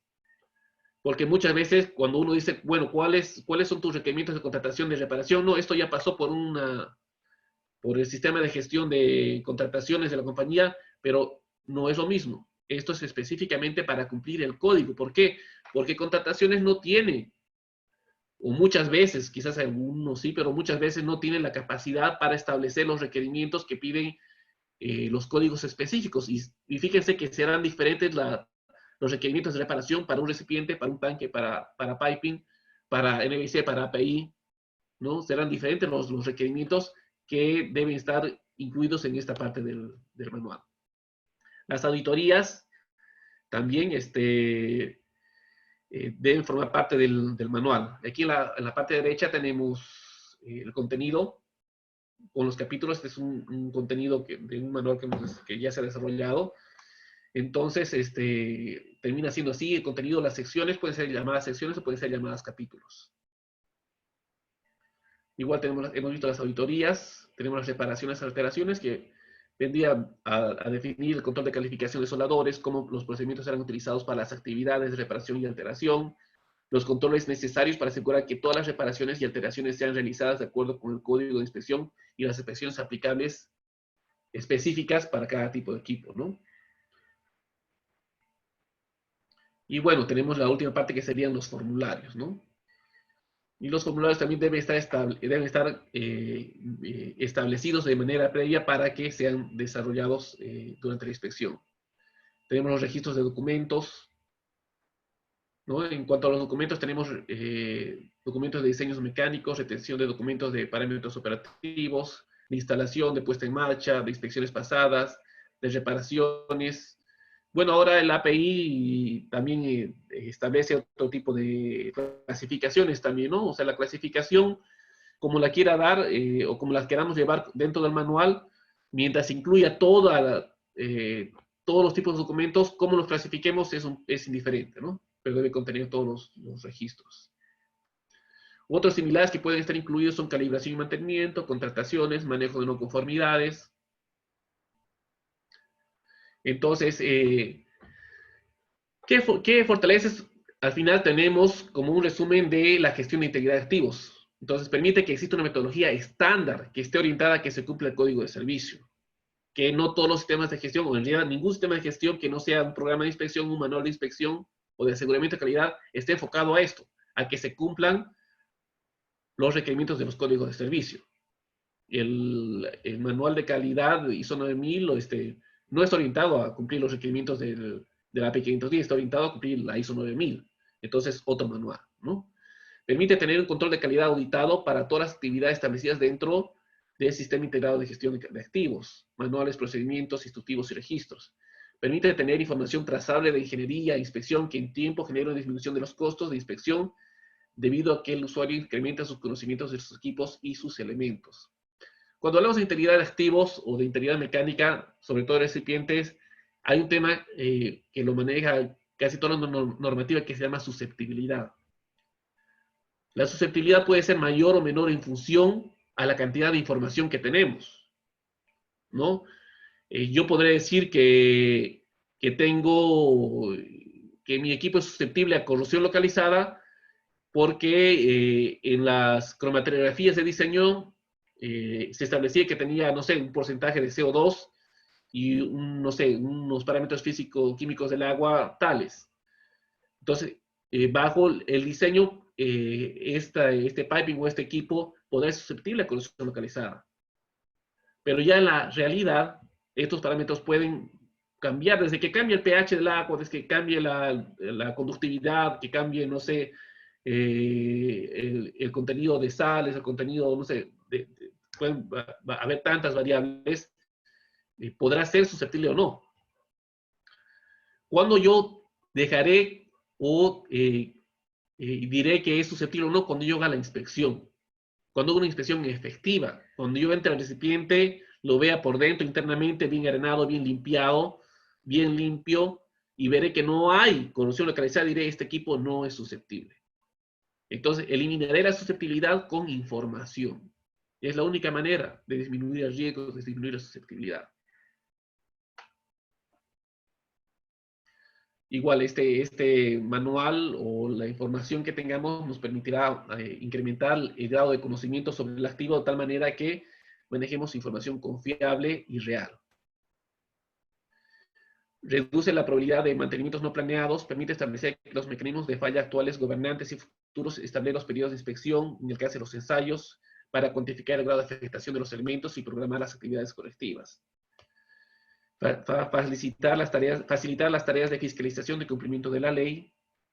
Bueno, y hay una cantidad de beneficios de tener un programa de inspección que van mucho más allá, ¿no?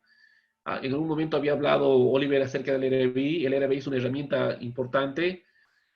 Si la alimentamos, es una herramienta que debemos alimentarla adecuadamente, ¿no? Yo lo resumiría con eso, que si nosotros la sabemos alimentar adecuadamente, nos va a dar resultados importantes y útiles. Pero me ha tocado manejar muchos o inspeccionar muchos equipos que tenían baja probabilidad de manejaban gas dulce, condiciones de temperatura y presión bajas, y cuando los abrimos tenían, no sé, corosiones de este tamaño que entraba a mi puño. Pero ¿cuál era el tema? Era que nunca tomaron en cuenta en el RBI el agua, o que el agua cuando manejaron el RBI tenía otras condiciones, ¿no? Bueno, y el tema es que el RBI, estas herramientas deben ser manejadas por el usuario, deben ser manejadas en línea, en tiempo real prácticamente.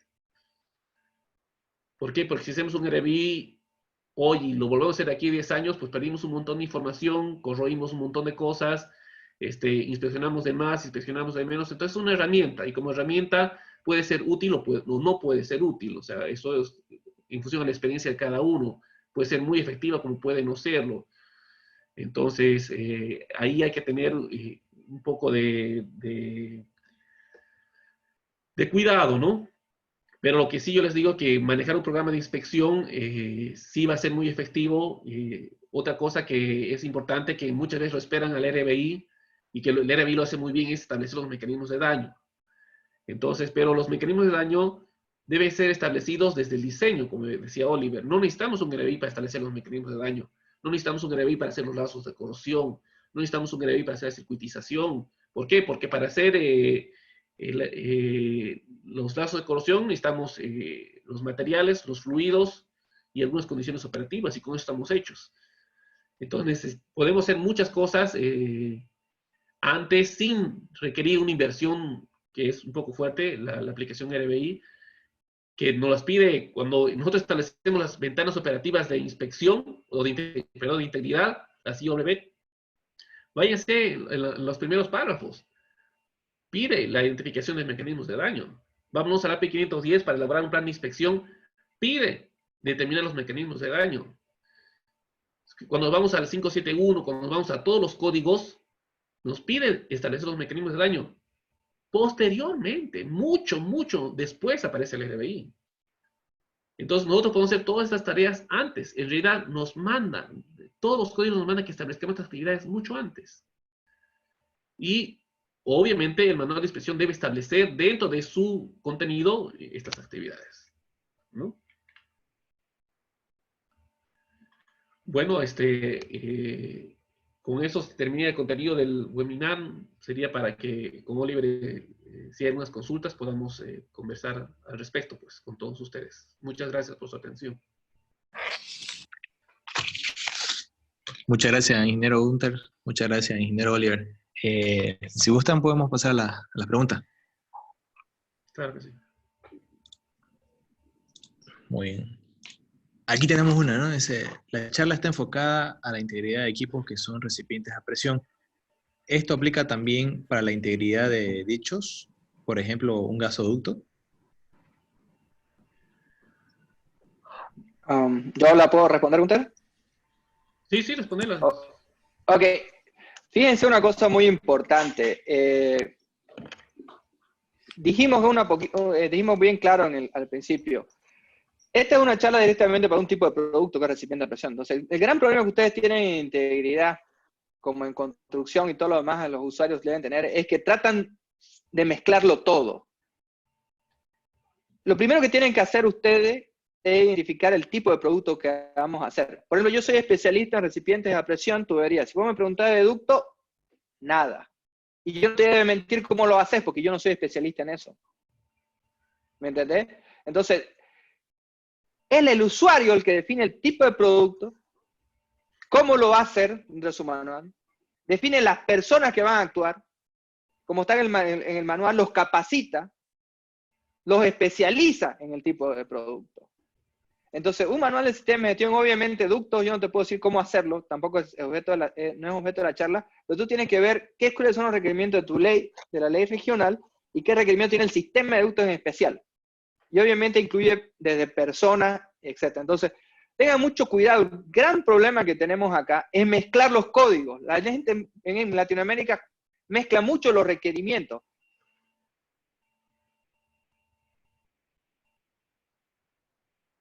Es que encasilla exactamente qué voy a hacer por cada tipo de producto.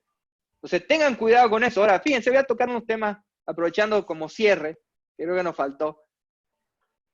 El objetivo, por ejemplo, del sistema de integridad es definir qué voy a hacer para cada tipo de producto en mi planta. Definir a la organización de inspección. El API 510 habla de mi organización de inspección que cada usuario debe tener. Esa organización de inspección consta de distintos profesionales multidisciplinarios.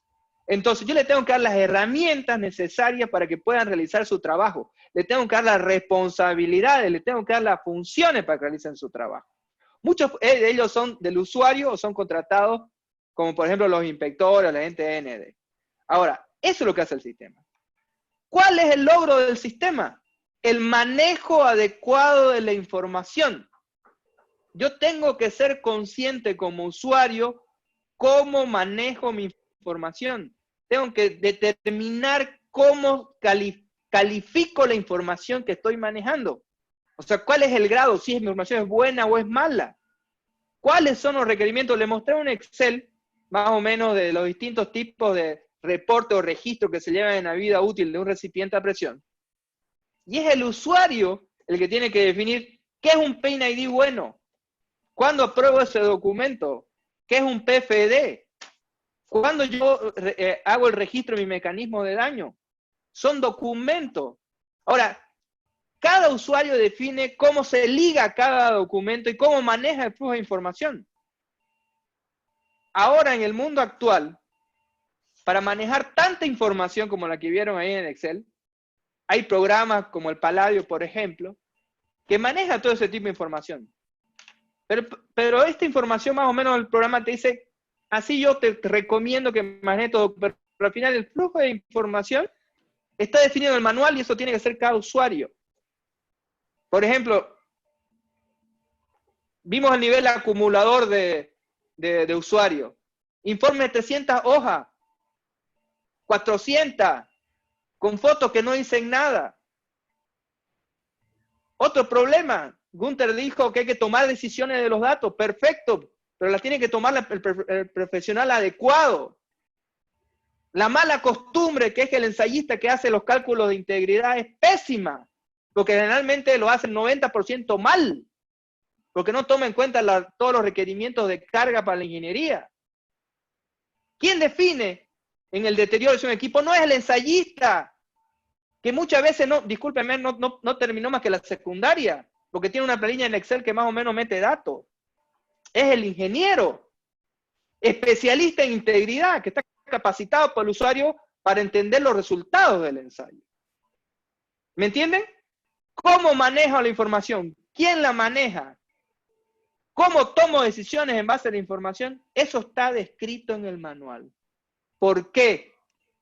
¿Cómo? ¿Quién? ¿Cuándo? Y la calidad del registro lo define el usuario.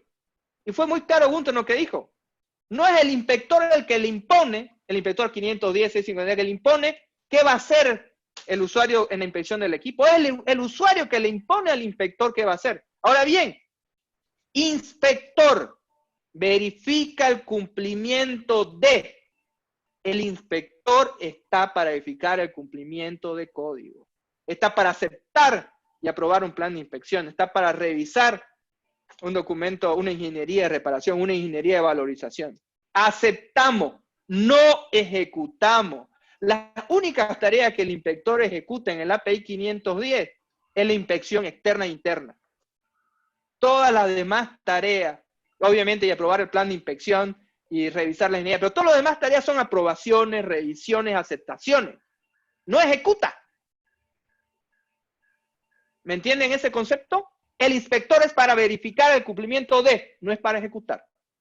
Por eso el usuario tiene que tener ingeniero, especialista en corrosión, gente de control de calidad que lleve la gestión de documentos, gente que maneje el sistema. Si es que, por ejemplo, va a implementar un sistema como el Palladio que maneja datos en base ahí.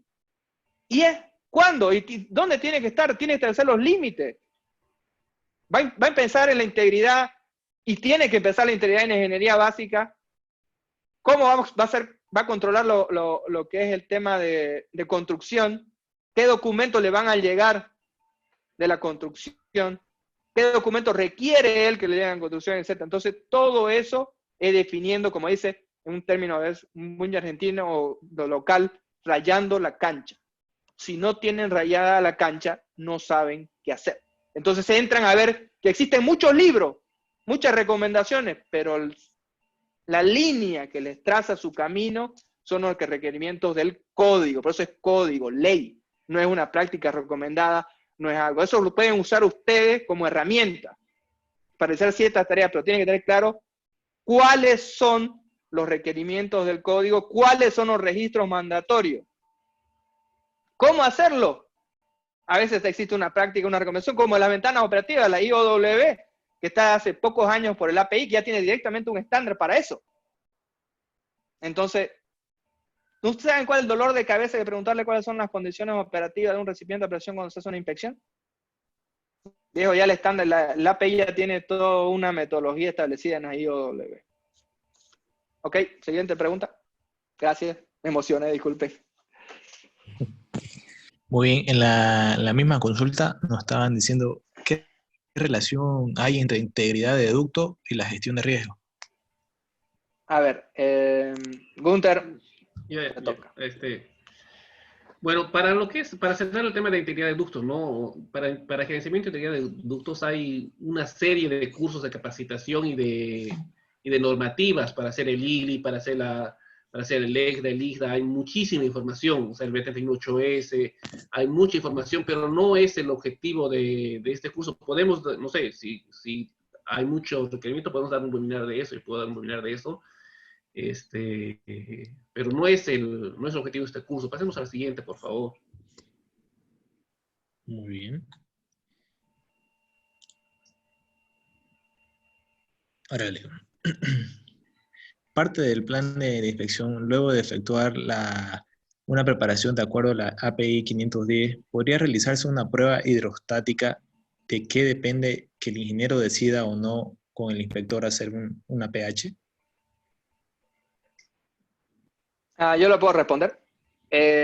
Aquí, en realidad, la realización de una prueba depende de todo análisis de ingeniería del alcance de la reparación o la alteración. Justamente, la definición de un ensayo, de una prueba y todo lo demás está definido en la ingeniería de reparación o alteración. Tu manual debe decir debe tener claro, por ejemplo, cuando realizas una alteración y una reparación, qué decisión se puede tomar para hacer la prueba. O sea, yo tengo una ingeniería de reparación, voy a hacer prueba, tomé la decisión y eso lo pongo en mi ingeniería o en mi instructivo de reparación. Una vez que se tomó la decisión en un documento, que es el instructivo, la instrucción de reparación, que puede estar en un plano de reparación, ya la metodología depende de vos. Una vez que se define eso, lo tienen que hacer. No te puedo decir específicamente. El que define si hace la prueba es obviamente el usuario y le propone al inspector su realización y las condiciones que acaba de realizar, y es el inspector que la prueba. Muchas veces, increíblemente, no se pueden hacer las pruebas de presión en servicio, porque las condiciones en servicio son muy distintas a la fabricación. No dan las patas, no dan las cosas. Generalmente, la mayoría, actualmente se está obviando mucho la realización de pruebas hidrostáticas, salvo que la reparación sea en taller, o sea, o se lleven el equipo a una maestranza o algo para realizar la reparación. Siguiente, por favor. Ingeniero, bueno, le comento que ya quedamos cortos de tiempo. Con esta consulta ya habríamos terminado. Ok, esa habría sido la última vuelvo, consulta. Bueno, reitero, vimos muy poco del tema del manual, obviamente solamente vimos características importantes. Esto es parte de un desarrollo que estamos haciendo, un curso. Obviamente en el curso estamos a ver cada uno de los puntos del manual de manera más extensa. Lo que sí, por favor, les quiero les quiero retransmitir esto acá. Es mandatorio el uso de esta herramienta y es la única forma que yo veo un desperdicio de dinero, de tiempo, de plata, de talento humano en integridad actualmente, porque no se hace lo que el código pide y no se tiene un sistema que permita que los profesionales se desarrollen. Muchos usuarios gastan mucha plata en hacer cosas, como dijo Gunter, que no sirven. Se matan en generar información que no sirve. Controlan su información. El reto que les pongo a los usuarios es manejan información útil, pueden tomar decisiones con información que tienen, cómo es el flujo de su información. Les explico un poco más allá cómo va en este tiempo y en el ambiente final, y con eso termino. Hay organizaciones de usuarios que están utilizando ahora inteligencia artificial para manejar los datos de inspección respecto a las ventanas operativas en tiempo real. Y están ahorita haciendo pruebas donde ajustan los planes de inspección automáticamente manejando tendencias que manejan programas con inteligencia artificial. Si ven ustedes la cantidad de manejo de información que se está teniendo y la cantidad de decisiones y cómo la están tomando o las van a tomar a futuro, pregúntense ustedes primero cómo ustedes manejan su información y si tienen sistemas. Hay sistemas en construcción, hay sistemas en integridad, hay sistemas en diseño. Las ISO, por ejemplo, en diseño, le puede ayudar mucho en eso. Entonces, estoy llegando, estoy cumpliendo mi meta, lo que hago está bien, y hay otro gran problema, no tienen auditoría. Los que trabajan con empresas certificadas ASME, saben que la auditoría es una herramienta para progresar en el entendimiento del código. Y muchas de estas herramientas, obviamente, el que trabaja en una compañía que tiene estampe ASME, sabe que lo que estamos hablando del sistema o de los puntos que están en el manual de integridad son muy parecidos a lo que ellos manejan. Y saben que es útil. Entonces, ese es un reto para todos ustedes. Ser eficiente, gastar el dinero en lo que es correcto, y como dijo Gunter, no hacerlo implica mucho gasto y puede provocar que ustedes terminen presos, si es que ocurren problemas. ¿Ok? Les agradecemos por parte de la Cámara, por parte de Gunter. Gunter, no sé si tiene unas palabras. Bueno, muchas gracias por su atención y bueno, esperamos estar nuevamente con ustedes y poder ampliar algunos temas que están relacionados a la integridad mecánica. Pues muchas gracias. Muchas gracias, ingeniero Oliver, muchas gracias, ingeniero Gunter, muchas gracias a todos los participantes por estar aquí con nosotros en este webinar. Bueno, con esto estaríamos finalizando por hoy. Que tengan muy buena noche a todos. Gracias por su participación. Chao, chao. Chao, Oliver. Chao, chao. Muchas gracias por... Gracias, gracias, muchas gracias.